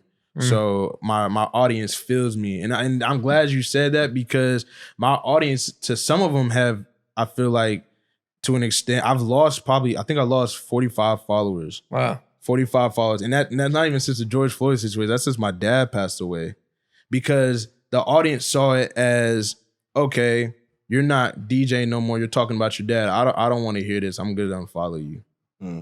Or you're talking about George Floyd and Black Lives Matter and how you want white America to feel what you're going through. You want them to understand what you're going through. I'm going to unfollow you because I don't agree with your perspective and where you're coming from. And that's why I had to take a break because it is annoying when people don't feel and understand where you're. I'm not saying that you didn't take a break, meaning what though? When me and him were discussing and stuff like that, and just take a break, and just take a break in general is like on social media or I took a break off social media for quite some time because I feel like I needed to get good within and also just be there for my mom and my sister. Like I didn't want to see social media. That's why I feel like I was kind of late to the George Floyd situation. Okay, I didn't find out until I watched the news. That was my only source of media. And to me, honestly, sometimes that can suck because they're not always giving you something that they... No, yeah, for sure. Fox and then you got KCRA3, they're all everything's different. And it's like Instagram and Twitter is sad, but sometimes it's the best source of news. So, but that's for me, in your own perspective, though. Some people did hear about that on the news, and then you got the Laura Ingraham girl who was it Fox News, and then she was talking about LeBron James because LeBron James and Kevin Durant was talking about the George Floyd and Black Lives and things like that, and she's like, well, they just need long story short, they should just shut up and dribble. Actually, that was before the George Floyd. They were talking about something completely different that had to do with the same thing, but that was before George Floyd. She said that years ago. Oh, that was years ago? Bro, she said that not years ago, but she said like a while ago? 3-4 years ago. Same concept 4 years ago, same concept. And so then she recently read the whole story. Recently with Drew Brees, when Drew Brees made her comment, she's like, well, Drew Brees is entitled to his own opinion. Exactly. You see, and that's recent though. Propaganda, bro. So how is she gonna flip back? Like they do it all the time. That's why I feel like For you to watch it through the news, that's what I'm saying. You watch it through the news. What if you to watch that outlet and then like, you know what I'm saying? But after I watched it on the news, I did my research after to make sure one that what I wanted to first off find out the police's names. Like I think some people always ask like, well, what did he do? I hate that question. Nobody should be no cop should be killing. I don't care if you step on the cop's shoes, you kick the cop in the balls. You don't kill a human being, bro. That is, and I'm not just. I'm sorry, I'm talking to y'all like that. No, but I'm just saying, like, you just don't kill a human being, and that's what really disturbed me. So what I wanted to do is I wanted to find out the police's names and why they did that to him. Not because what George Floyd did, but what made the police get to that. Like, I wanted to find out their names to find out what they've done in the past. Because obviously you just don't go out and do it. This ain't the first time. Right. There was no way it was the first time. Me that. There was no way that was the first time. So after that, that's even worse though. That's even worse, bro. That's even worse. That means that it wasn't loud enough. This just happened to be loud enough for them to feel it, and that's what pisses me off. That's why I am encouraged. That's why I want them to feel it. You see why I want them to feel us, bro? Because why has this been going on, but the police didn't feel that, or the government or the mayor didn't feel that it was time to put them in jail? But can we all agree that necessarily there's going to be 2 to 3 that testify on those certain guys, and there's only going to be certain ones that take the fall? Some are gonna. That's not gonna be all of them. Got you. It's not gonna be all of them. Yep. Yeah. How the justice system works, it's not gonna be all of them. It's not gonna. And I just wish justice gets served. That's true. And somebody's gonna get a lighter sentence in the next. But I wish the one that has done it gets the biggest sentence of them all, because he's the one. What's fucked up is that he's the one why that 6-year-old girl has to live without her father. Like me personally, when that happened, that's what took me to it, because like I said, I lost my father recently. God rest his soul. I had him for 26 years. That is a super blessing. That young lady only had her daughter for 6. So that's why I felt it so strong, because I was like, that's not fair. And that hurts. The fact that you just look at it, that 26 years alone, and that's a blessing, bro. Man, I commend you for that, bro. Amen. You have to, bro. If you don't look at the blessings in death, then it will consume you and probably eat you up. But also, if you don't look at death as death, then it will also, consume you and eat you up. You have to go about it in your own way and in your own mindset. So that's why with me, it was, like I said, I have a very strong mom. But at the same time, sometimes we still go through it, as anybody would. But 26 years, like I said, having him for 26 years, though, I have to look at it that way, because he, in our culture, and I hope in other, and I can, like I said, I can only speak for my culture, and I know the Black community always lets their kids know, I'm not always going to be here. So I have to set you up for success. So my dad always let me know that at a young age, like, I'm not always like going to be here. I know many of you guys watch Black Panther. When his dad prepared him for that day, he prepared him to be the Black Panther. But when you saw them meet, you can tell he was like, sometimes it's not the preparation. It's just the fact that some people are not ready to live without that person. I felt that though. So that's how I feel. Sometimes I think like, damn, am I really ready to live without my father? But at the same time, I see it as my dad did prepare me that one day I'm going to have to live without him and carry on his name. So I have to embrace that. I felt that though, because I feel like that's how I'm gonna raise my kids, bro. To be honest, I want them from day one to know that I might not be here. Exactly. I'm not gonna be here, bro. Like I'm not. That's how life lives. I'm born to die. That's how it is. Exactly. You know what I mean? And I can only teach you so much while I'm here, and I'm gonna teach you the most. Teaching the most. I agree. What I mean? I agree. That's a good. I feel like you want your kids to understand what death is. You don't want them to see death. That makes sense. I know a lot of Stockton friends that saw death before they understood what death was, and that sucks. Like my dad, not only that, the shelter. If you're sheltered, bro, they're not ready for life. They're not ready for life, and it's like, I thank God. I like, even though I grew up on the north side of Stockton, a very great area near Bear Creek in Spanos, my dad made sure that I understood that he didn't want to shelter me. When we first moved to Stockton, he let me know, because I was crying, man. I was like, I want to go back and be with my family, because I was born in Hayward. I lived there until I was 4 or 5. Like, I barely remember it, but I remember my dad remembers the fact that I was crying. I wanted to go back. but he told me, and I'll never forget this. Well, we're not going back, son. This is our home now. Stockton, California. So you better understand it. Where were you born? It. You were born in Hayward? I was born in Hayward. Okay. So me hearing that and then him embracing me into different clubs and cultures and the Boys and Girls Club. And I remember I saw him win award for, I think it's the African American commencement award. He won an award with that. And for me to see that, to go to downtown Stockton, to South Stockton, and to see my dad win awards and work, and then also take me to Boys and Girls Clubs on the South, or have me play basketball in downtown near downtown Stockton, play soccer out east. Why are you laughing? I picture Kenzo with a headband and shit. You feel me? I was raw, bro. Sports. In what, basketball, soccer? So I was playing soccer. When I was, like I said, there's a big Mexican community in the East and the South. So I was playing with them. Hell yeah. Because, soccer was embraced. And there's not a lot of Africans That's out dope. here. Hell yeah. What position you play soccer? I played goalie and right back. I played for quite some time, actually. No, if I'm not mistaken, bro, I peeped that video. Were you in that video? I don't know. But that one video you made, that soccer video. Oh, yeah. It was because I used to play. I played semi-pro for a little bit. That's dope. Shout out to my boy Timmy. He was supposed to be my college teammate, but things didn't work out with the coach. Mm-hmm. So, things got put to the side. So I had to focus on my opportunity that I had, which was, the semi-pro league in San Francisco, club leagues in San Francisco. So traveling leagues in San Francisco. So I was a part of those leagues.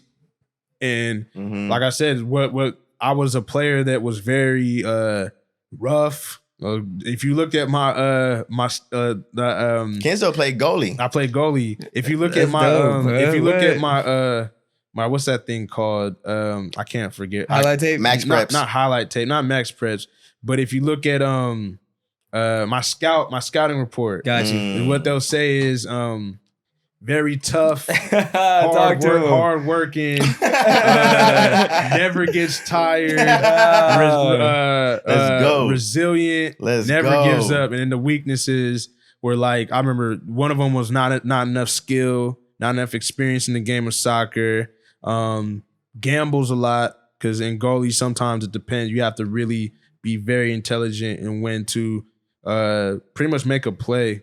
And I gambled a lot because like I said, we're from Stockton, and like I said, even though I grew up on the north side, I experienced the Stockton culture to the fullest. Mm-hmm. So me experiencing the Stockton culture to the coolest, me going to just hanging out with friends. My dad would take me outside of Spanos all the time just to experience Stockton and just to experience and feel Stockton. Yeah. As long as I was with my dad and my parents, he never let me do it alone. But one time it got to the point where I was doing it on my own because, like I said, after some time when you get sheltered so long, you just want to experience life.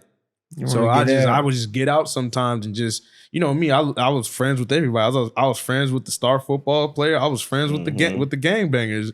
But so I experienced everything that they experienced. So it came into my play, and now it comes into my DJ play. Yeah, you know each side, and I respect each side. And it's I always try to tell people I don't rep any side of Stockton. I just rep Stockton in the whole. Because I feel like you had to go through that. You got to see each perspective. You had to, bro. You had to. I remember, those days at the Boys and Girls Club, bro. I remember crying so much, bro, for getting my ass beat. But I'm glad I did. Just my kids at the Boys and Girls Clubs, and you get into disagreements and stuff. Yeah, I was a really nice kid, a good kid, but I also had my times when I would lash out and kind of act very spontaneous. So kids get annoyed at that. They get pissed at that. So they want to put you in your place. So a lot of kids put me on my place, and I'm glad they did, because it really helped me know how to interact with people outside of Stockton and within Stockton. Got you. That's true. Got you. Real quick, you ever spun on some hold on. That's the wine kicking in. That's it. You're scratching right now. Hold on. You're scratching it right there. You ever spun on some 45s? Ever what? Spun on some 45s. Yes. 1200s too. Huh? I think, yeah, bro. Hold on. What are you guys talking about? You're talking about vinyl. Of course. Yes, I spun on vinyl. What is a 45? It's a certain type I know, but like, wait, what? I could be wrong talking about DJ homies, but it's a certain type of vinyl and stuff like that. A different size. It's a 33 is the one you're used to seeing. Mm-hmm. Okay. But a 45 is fucking huge. And it's huge. No, it's not. 45 is small. It's not. Small. So you're talking about the little one. Sorry. The 45s, I've DJ'd off those before. I hate those. Just because like I said, I'm still growing in the DJ world and I'm still trying to understand it. But the 45s, yes, I've DJ'd with those before. But I've DJ'd with those on a bigger vinyl platter, if that makes sense. Okay. Like the vinyl was pretty big. It was not the vinyl itself, the machine was pretty big. Like the vinyl player. So did you start off with vinyls or how did you start DJing? I start off with controller first. Any DJ that starts off, do not start off with controller first. Start off with vinyl. I started off with vinyl just because I wanted to do it. I wanted to learn on my own. That was a question I had. So I honestly asked if someone were to ask you how do I start off to be a DJ, what would you say? Start off and go get yourself 2 pairs of vinyls, and if you can, save up to get 2 pairs of 1200s, and if you can, save up to get an S9. S9 is one of the funnest mixers. I feel like it's changed the game. It's like a beautiful spaceship for DJs. So does that involve a laptop? Yes. It does. It does. There's some setups where it doesn't involve a laptop. It just is, you just like when I was with the 45, I wasn't using a laptop. I was using just headphones. I got you. And that's why I said, bro, start off with vinyl just so you get that feel. So when you get to the point of doing it without the laptop and just doing it with records and you're pulling records back to back to back, you understand what records to play. You understand how to listen to a transition to make a transition. It's for crazy, me, makes a difference. It makes a huge difference. For me, it was like, all right, I remember my uncle was teaching me how to use without a laptop and just to use with just regular 1200s. So for me, I have a great memory. Like I was like, you know what, I'm going to memorize the BPM so I don't have to listen. Mm-hmm. Yeah. That worked, and sometimes it didn't because you still have to listen to the record. You still have to put the headphones on and to understand where the one is. So you still have that tick tick tick while it's going on in the tick tick. Which one do you like more, vinyls or the laptop? And I'm gonna be honest, I got to talk why I call it the laptop and why I didn't know necessarily the strategic word for the laptop system. Pops, bro. My pops was heavy in the vinyl game. He's heavy in the vinyl, but like and he never turned over, and that's why I try to tell him now. Changes, changes are because like with just vinyl, it's like, all right, you can't. Sometimes it's tough to bring all that vinyl into 100%, bro. I remember all that vinyl into. Let me tell you. Bro, vinyl melts. Bro, go ahead. Let me tell you. Me, bro. I remember having to pack the gigs for gigs. I had to grab all the crates. You feel toss me? them in, top the whole fucking the techniques in the fucking in the van or the truck type thing, bro. And you had to take the whole system. It wasn't a laptop, and you just plug it in. You know what I mean? That's why I say he calls it the laptop, and where I know it as a laptop because he put in the work. Like he put in the work. He did that man work. And that's why I say a lot of and this goes back to white privilege. I'm just referring it to DJ privilege. A lot of us younger DJs are extremely privileged. Very privileged. And that's what he tried to tell me. And I'm like, Dad, I get it. It's like we need to listen to the OGs like your dad and understand that we're in a place where we are very blessed to have the laptop to connect. Like obviously there's still setups where you have to bring the 1200, you have to bring your mixer, and then you bring your laptop, which can also be a lot. But at the same time, it's not that much of a lot if you're bringing in hella vinyl, you're bringing in your the 1200s and the mixer, and then you got to worry about your speakers, and then you got to worry about your cables. So that time, bro, I have the ultimate respect for them. And like I said, we are very privileged to the point where we can just go to a club now and just plug in our laptop. We can have the same setup they have, but we have all our music on a laptop. Real quick. Yeah. And but again, the old generation needs to understand that's where it is now. And Pops, if he wants to... Yeah, they do. And that's what I'm saying. Both generations need to understand that. They need to understand where it's at, and they need to... Go back to music, too. You got to respect the OGs. You got to respect the OGs, and the OGs have to... And I'm going to say this very, very slow, with no disrespect at all. the OGs have to respect the up and coming DJs and the up and coming artists, because you know why?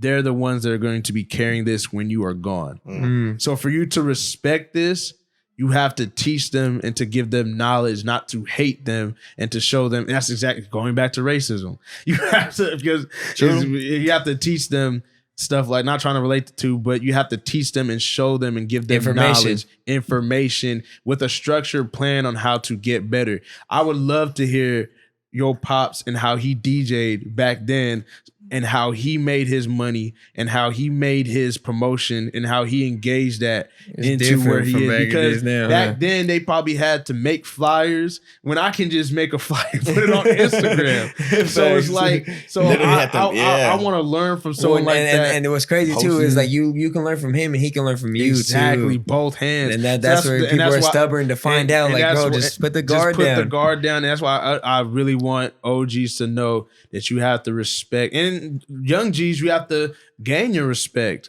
That shit doesn't just come to you. Would you have to, depending on the setting, would you have to work harder if you had to switch to the old school vinyl? Would you have to work harder doing that and doing what your actual setting is? Since you said you started off with actual vinyl, would it be different? I started off with controller, which was truly easier, and then I made the transition to understanding vinyl.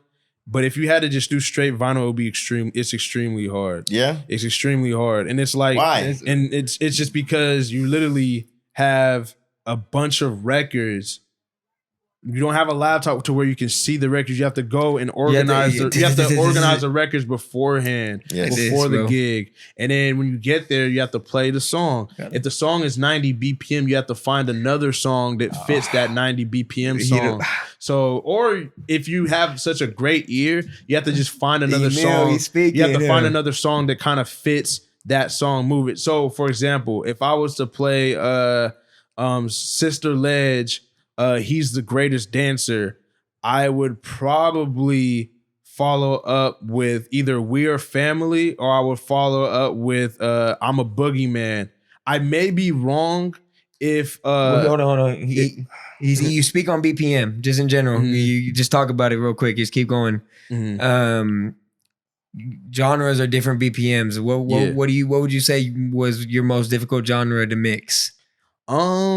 I feel like the new age genre, because it's like all 70 BPM. It's hella slow. Okay. So, but it wasn't difficult. It was just like, all right, I'm kind of bored. Versus 100. 100 that's when it's all fun 90 to 98. 90 I feel to like 98 is fun. That's that club stuff. Yeah. But then the 110s, the 116, that's fun too. I love experimenting with those. But the 70s is to me, it's more for the ragers and stuff. And I'm a rager too. I can rage. I love to rage as a DJ. Do you ever challenge yourself? Do you ever challenge yourself with different genres? Definitely. All the time. On sets or just mixes? I challenge myself on sets, and I challenge myself. So for example, I'm about to try to get into my world. Okay. If I'm DJing for Don Quez, I know before he comes out, I'm going to be hyping the crowd up. So I don't have time to mix. I have time to get in and get out of each song, but I have to be a microphone.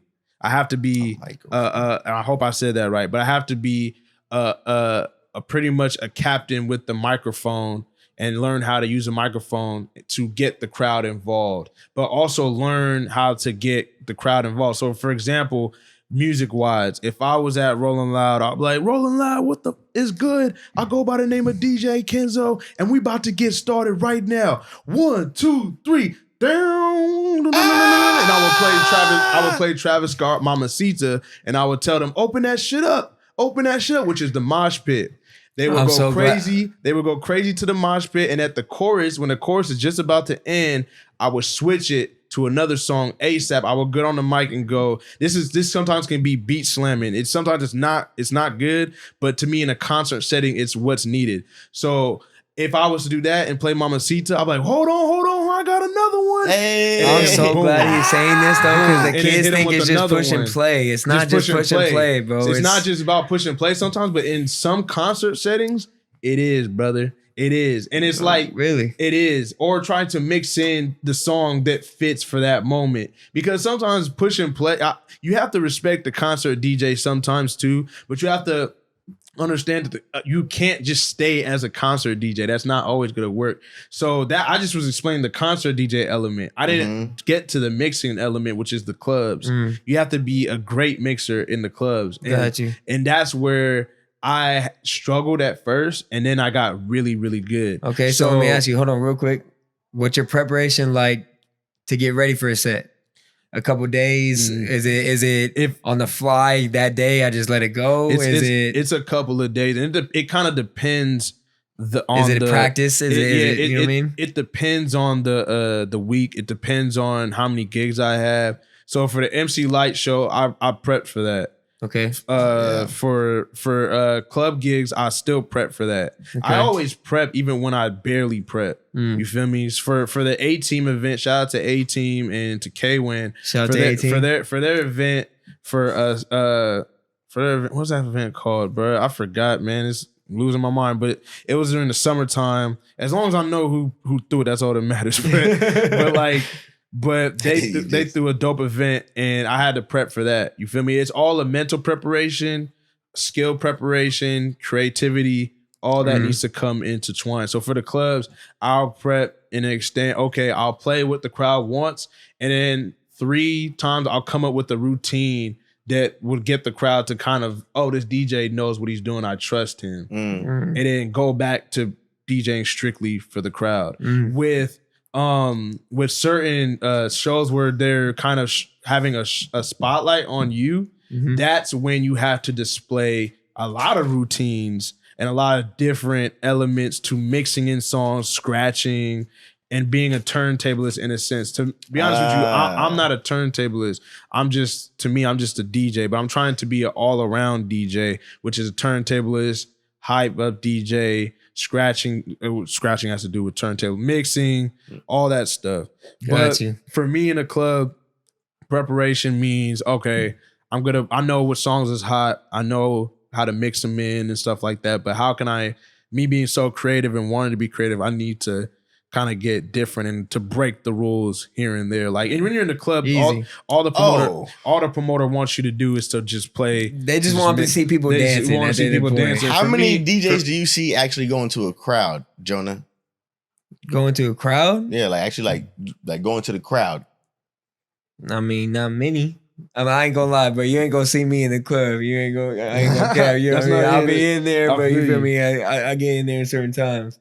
But to see in a crowd, to see a real DJ really getting hyphy, not many. Kenzo, yes, you ever got off of stage and actually tried to get the crowd hype?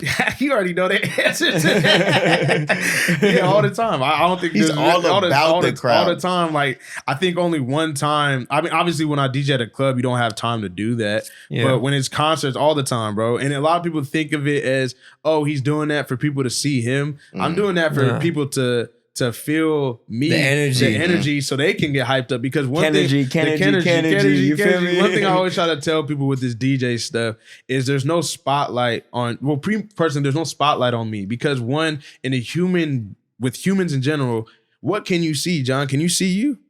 Yes. Like, what do you mean? No, can you see you right now? No, Can you see you, J. Jonah? No. I can only see you. I can't see myself. So why would I put on a show to the point where I want you to look at me? I can only see you, so I'm putting on that show for you to see where y'all, to see how you feel. So when I come up to somebody and I'm going crazy and I'm in the crowd, it's simply because I see you. I can't see me. I know I'm going crazy. This is a DJ that's gonna say what's up to y'all. I know I'm going crazy. Damn. I know I have energy. I know that, but I want to see you go crazy. I want to see you have energy. I want to see you have fun. It's dope to see where it's come from, bro. Because you never know, like like you said, you might just be thinking he wants to be in front of the crowd, but no, that's not the truth. That's not the truth, bro. And a lot of people mistake. And I already know a lot of DJs probably hated me when I first came out. That's okay, because you hate what you don't understand at first, and it's that's fine to me. But that's why it's up to me to help you understand who I am and what I stand for, and that's one of them. It's like I don't do this shit for me.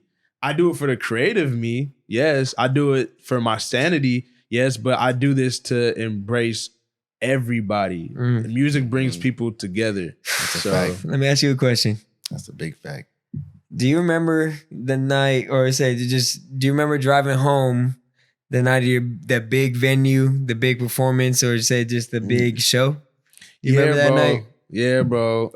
Talk about it. Which one? Fuck. Just in general, big venue, big performance. Any night? Just that. Remember that driving home that night, just after that performance. It was two. One is with everyone knows about Rooftop. They gave me a platform to where I can kind of be the spotlight for that night. Okay. And at first, I was, me, man. I kind of, like I said, I see it from everybody's perspective. And I seen a huge crowd outside, and people was over there going, "Oh, this is for you, bro. This is for you." And I was just like, man, I think people just want to come to Rooftop. They just want to enjoy it and have a good night.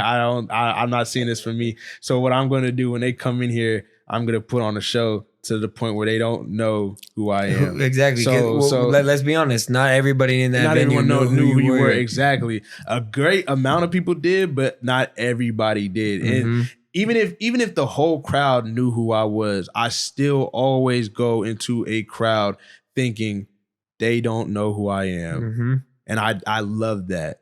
I love it because it's like it gives me a chance to display who I am. Even if, like I said, even if I'm in my hometown, I still get nervous and I still get amped up and fueled. It's a combination of both. Yeah. Because it's motivating and it's nerve-wracking to know that, I'm about to be in front of people that I don't know. Even for Stockton, it was different because it was like, obviously, it's like I had the whole community come out I know a lot of people in the community. So I was comfortable. At the same time, I was also like, I don't want to fail this night. But how was that ride home? And that's what I I was getting to. So after that night, because I'm not gonna lie, bro, I didn't go to the Rooftop often. I went a couple times, and one of the times was with Kenzo. Kenzo was out here doing his thing. He shut it down, bro. So I need to know about that ride home. And that's what I'm saying. After that night, knowing that I shut it down and knowing that, okay, now I truly feel that everybody, even though they got drunk and they just came in and what the DJ was, they knew what I was playing and they knew they was having fun. Exactly. So it's like, even if they don't know my name, they know who the fuck I am now. So when I went home, it was more so of a just thank you, God. Every time I go home, I was like, yo, thank you, God. That was truly dope. And I clap, I embrace the moment, I scream, I embrace the moment, I'm happy. And I just say thank you, God, because I'm just like, yo, thank you for using me in any way, form to display this to people that need this. There's a lot of people that come into those things. They come into clubs and they're just, damn, I had a really bad day at work. Or I had a really bad day with my baby mama. Or I had a really bad day with my kid today. Let me just go to the club and release some stress. And I'm able to bring them therapy. So the fact that you do that with no alcohol, no any, exactly, you know what I'm saying? I appreciate you for that, bro. The fact that you're just you. You know what I mean? You don't need nothing else. And not to say anybody else needs anything else, but it's a fuel, and the fuel is in your heart and in your soul, and what the fuck you got in your mind, bro. And that's fucking dope. And then the only fuel I need, Jay Jonah, is God and family. That's it. If I go into it knowing that, okay, I don't need, that's what made me give up drinking and give up. I never really smoked like that, but that's what made me give up anything and not even want to do drugs. Cause like I knew I didn't need anything to feel high or to feel drunk I feel drunk in love and I feel high with spirituality and how people feel. That's my high. That's my drug. That love is my drug. I can't get enough of it. Gotcha. I love that shit to death. That's exactly why I'm preaching love to this racism stuff, because I want to feel that love. I want to feel that. And not that I need it or anything like that. You don't need anything. But in my eyes, I truly enjoy love. I'm addicted to it. Like I don't need it from all the wrong people, but I need it from my family. I need it from my loved ones. I need it from my beautiful girlfriend. I need it from my beautiful mother. Yes. I need it from them. Sorry, so that's why I feel like with DJing, it's more so of a sense of I literally the only thing I do it into the only thing I feel when I do it is just I just have in my heart I have God. Who knows? God can be my liquor and my family can be my high. So that's all I need. People, wow. I didn't look at it Actually, like that. no, let me rephrase. My family can be my liquor and God can be my high since he's up there. So that makes sense. That makes sense. Yeah. That's what works so for you. that's how I look at things, bro. That's how I look at things. But can I keep going? You gotta get more DJ? I got a question. I got one more, but it's good. Top 3 artists around you, bro. I don't want to narrate you to Stockton. I don't want to narrate you to the Bay. Top 3 artists around you, if you had to detail it to those 3. I don't want to put you in a box and say, but I know you got 3 around you. Give me 3 artists. Doesn't need to be music. It could be with all types. It could be a producer. It could be a mix. Whoever not it may be. Not an all time or nothing. Not all time. This around you right now. Right now, top 3. And if we're not talking about all time, I don't want to confuse myself. I'm over here telling it to myself. I'm not saying it because I'm telling it to myself. Around you, Pop. Top 3 around me right now, man. I think number 1 happens to be. Actually, I'm not gonna rate them. I'm just gonna name them. Oh, for sure. That's one of the top artists that I know. Oh, for sure. Oh, for sure. A producer. Oh, for sure. And a recording artist in Stockton. And I think the world will soon know his alter ego soon. I'm going to leave that for him to tell you guys. For sure. But oh, for sure, hey, man. Oh, for sure. I hope you tell us. Because he and I'm going to say because, and hopefully I can go through this fast, because he's a true musician. He's a true he just sees this music shit in a different light, and it's in a very humbling and beautiful element type of light. Okay. Like I feel like if anybody needs for sure, anything, you kidding me? Yeah, if anybody needs if we need any type of artist in this music stuff to keep it going, we need for sure. Okay. Second, I've heard a lot about him. You feel me? And second, I'll say I'll put them into 1, and I hate doing that because it's only 3. It should be only 3. Actually, I'll give an honorable mention if you don't mind. Hey, go ahead. If you don't mind. So go ahead, do your thing, bro. Second, and I'm not, like I said, I'm not trying to rate anybody. It's just where I'm ordering it. Chrissy Chris. DJ Chrissy Chris. Shout out DJ Chrissy Chris. That's another top 3 artist, and I don't even want to put him in just of a DJ or a producer. To me, he's an artist, man. I listened to some of his songs. He has songs that he's singing on. And I feel like he sings. Yes, wow. Yes, and it's not dope. Everybody out here sing. Okay, let's go. It's there's some, and I always say this: it's up to us to keep pushing potential. He doesn't have potential in production. He's fucking dope. He's dope as fuck. His potential is already the sky's the limit for him. Got you. With his DJ skills, the sky's the limit for him. But with singing, he has a tremendous potential into being something tremendously greater than what he is as a singer now. Wow. And I feel like it's up to... I'm going to check that out. Check it out, bro. DJ Chrissy Chris been rocking since he was a little kid, bro. I went to high school nights over here like, hey. I went to a DJ Chrissy Chris party that he DJ'd, and I'm younger than the kid. So it's like... okay, I hear you. You feel me? So he's been doing this. He was the Yike Squad, all that shit. You feel me? So I feel like with it, like, and when I was about to say my statement with potential is, it's up to us to encourage potential, because potential, there's so much things you can do with it. You can potential.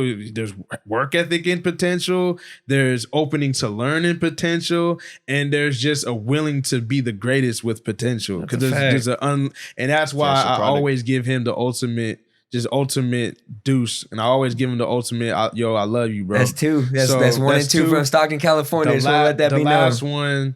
The last one is Don Quez. Another one from the Don Quez. And Stockton, California. The only reason why I'm keeping it in the town and keeping it in Stockton, because I feel like we need to be seen in that light. So, and right now, since we're supporting Black Lives Matters, I feel like we need to realize that Stockton matters. Facts. And we need to realize that, we need to promote our own. So Don Quez is an extremely talented artist from here. Okay. The sky's the limit for that guy. That's a fact, bro. I mean, can we... official DJ of The Don official Quest? DJ. I fucks with Don Quest for sure. I may be biased, but sometimes I always like when I'm sitting with him, I try to listen to, because people don't understand. I think people don't understand that I was a fan of him before I was his DJ. I found him out on YouTube with his 135 video in 2014, 2015, and I was just chilling listening to him. And I remember telling my boy Kai, like, I want to work with him one day. Wow. Randomly he DM'd me at I believe it was the Hype, and he said, "Hey bro, how can I come in here and possibly perform?" And then I couldn't give him that at that time because I think only Don Quest can give himself that. But let me go back to what I'm trying to say with that. I feel like I couldn't give him that at that time because I was an up and coming DJ. My voice didn't say anything in that club at the time. So, but if it did, of course I would have. But I'm glad it didn't because I think we needed to meet the way we did. I feel like he needed to. God worked it. And to be honest with you, a lot of people see he's quiet and he's the most generous, the most caring, the extremely great listener, and the most understanding person you will ever meet on this earth. That's good. That dude is truly an man. amazing. Shout out Don Quest. Away from him being an artist, bro. If you haven't listened to him, man, go look at him. Apple Podcasts, Spotify, all the Apple platforms, Music, man. all that stuff, bro. So when we met, bro, it was he wanted me to DJ his listening party. I DJ'd his listening party. When I first met him, I thought he wasn't gonna rock with me no more.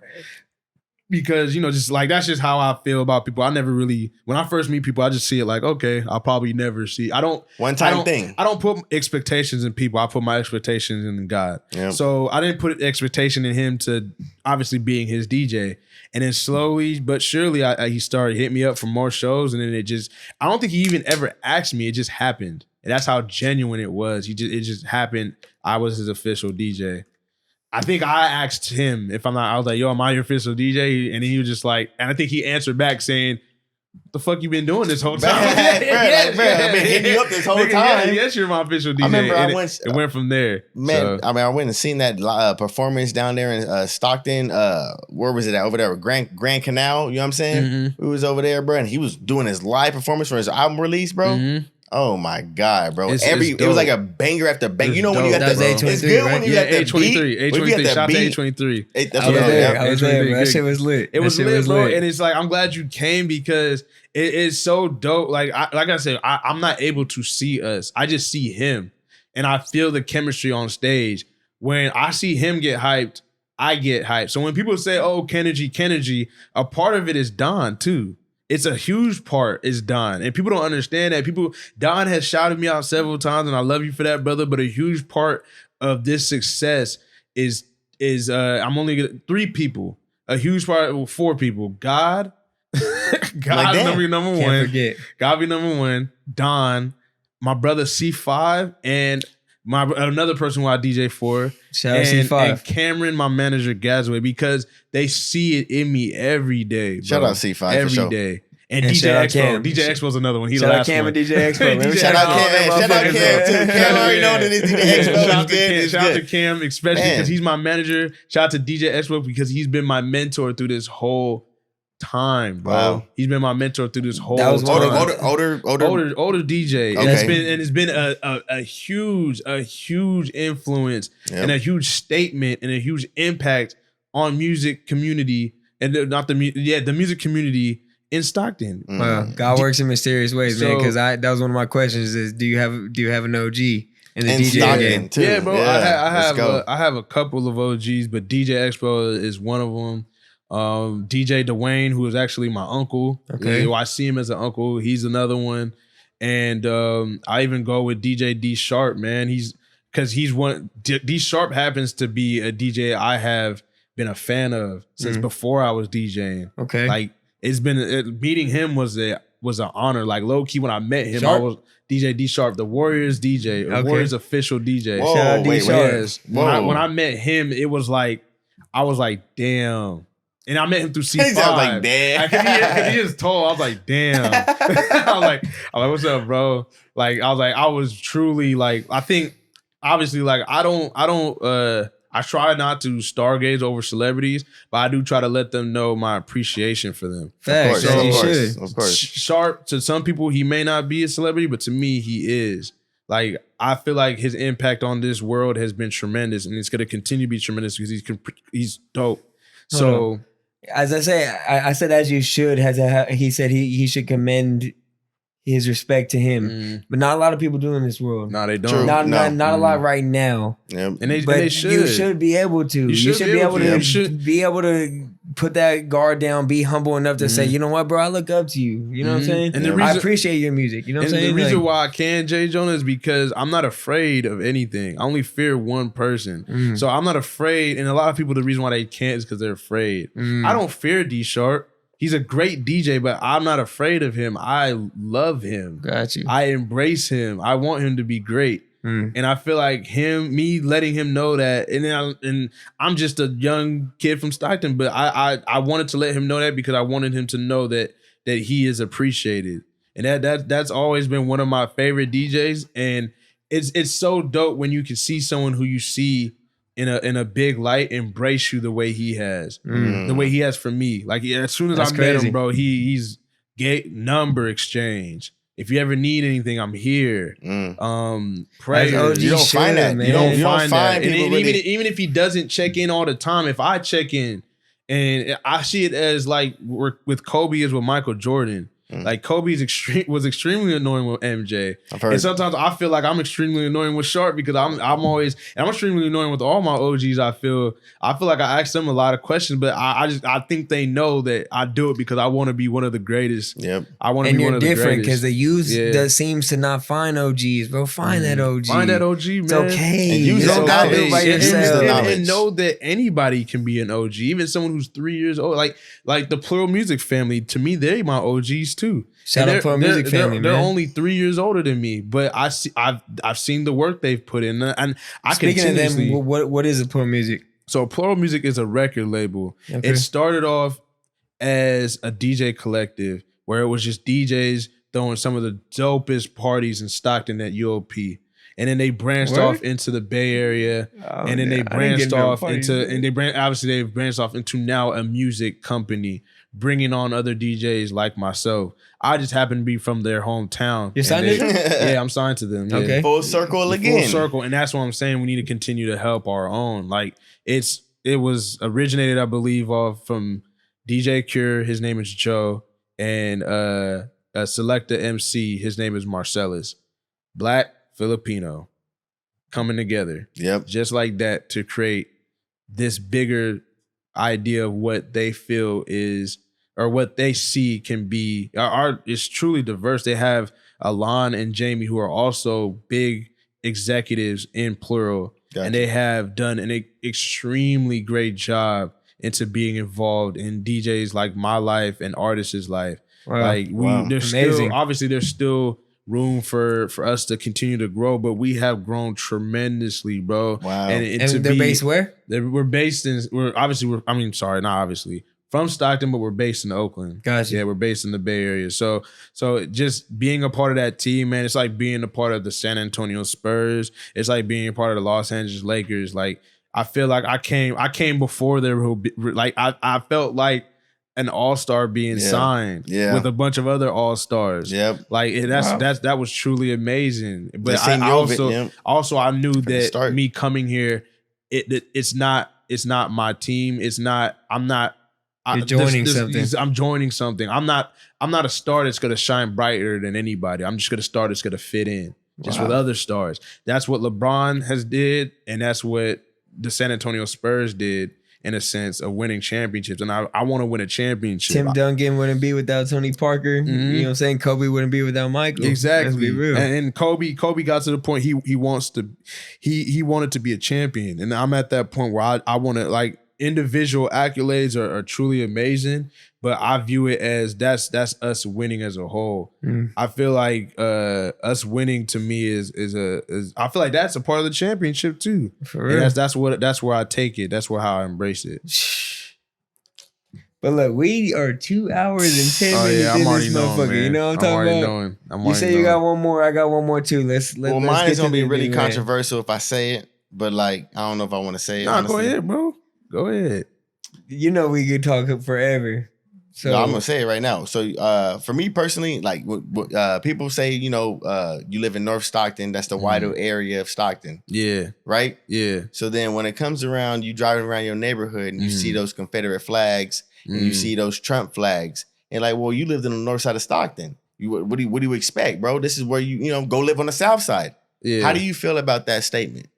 I've never seen Confederate flags on my side of Stockton, but when I went to deeper north Loda, I've seen Confederate flags. I ain't gonna lie, it was Loda, I've seen some. I've seen some in my then, mom's neighborhood over here. I've seen some. Oh, you have? Yes. I've been lucky enough not to, and I think that's just because, like, I don't know, our neighborhoods are pretty diverse. Like, obviously, like, you see a lot of white people, but I see, like, Ashley, like, shout out to Ashley Padilla. The Padillas, they're Mexican. They live a couple blocks. Philomen, who's black and Filipino, he lives a couple right blocks. across the street. Like, it's, and then my across from me is my Afghanistan neighbor. The other cross is white. My boy Mike, his dad is Mexican. Hispanic. So you see what I mean? It's hella diverse on my side. So I've been blessed to not see that, but I do see the American flag and stuff like that.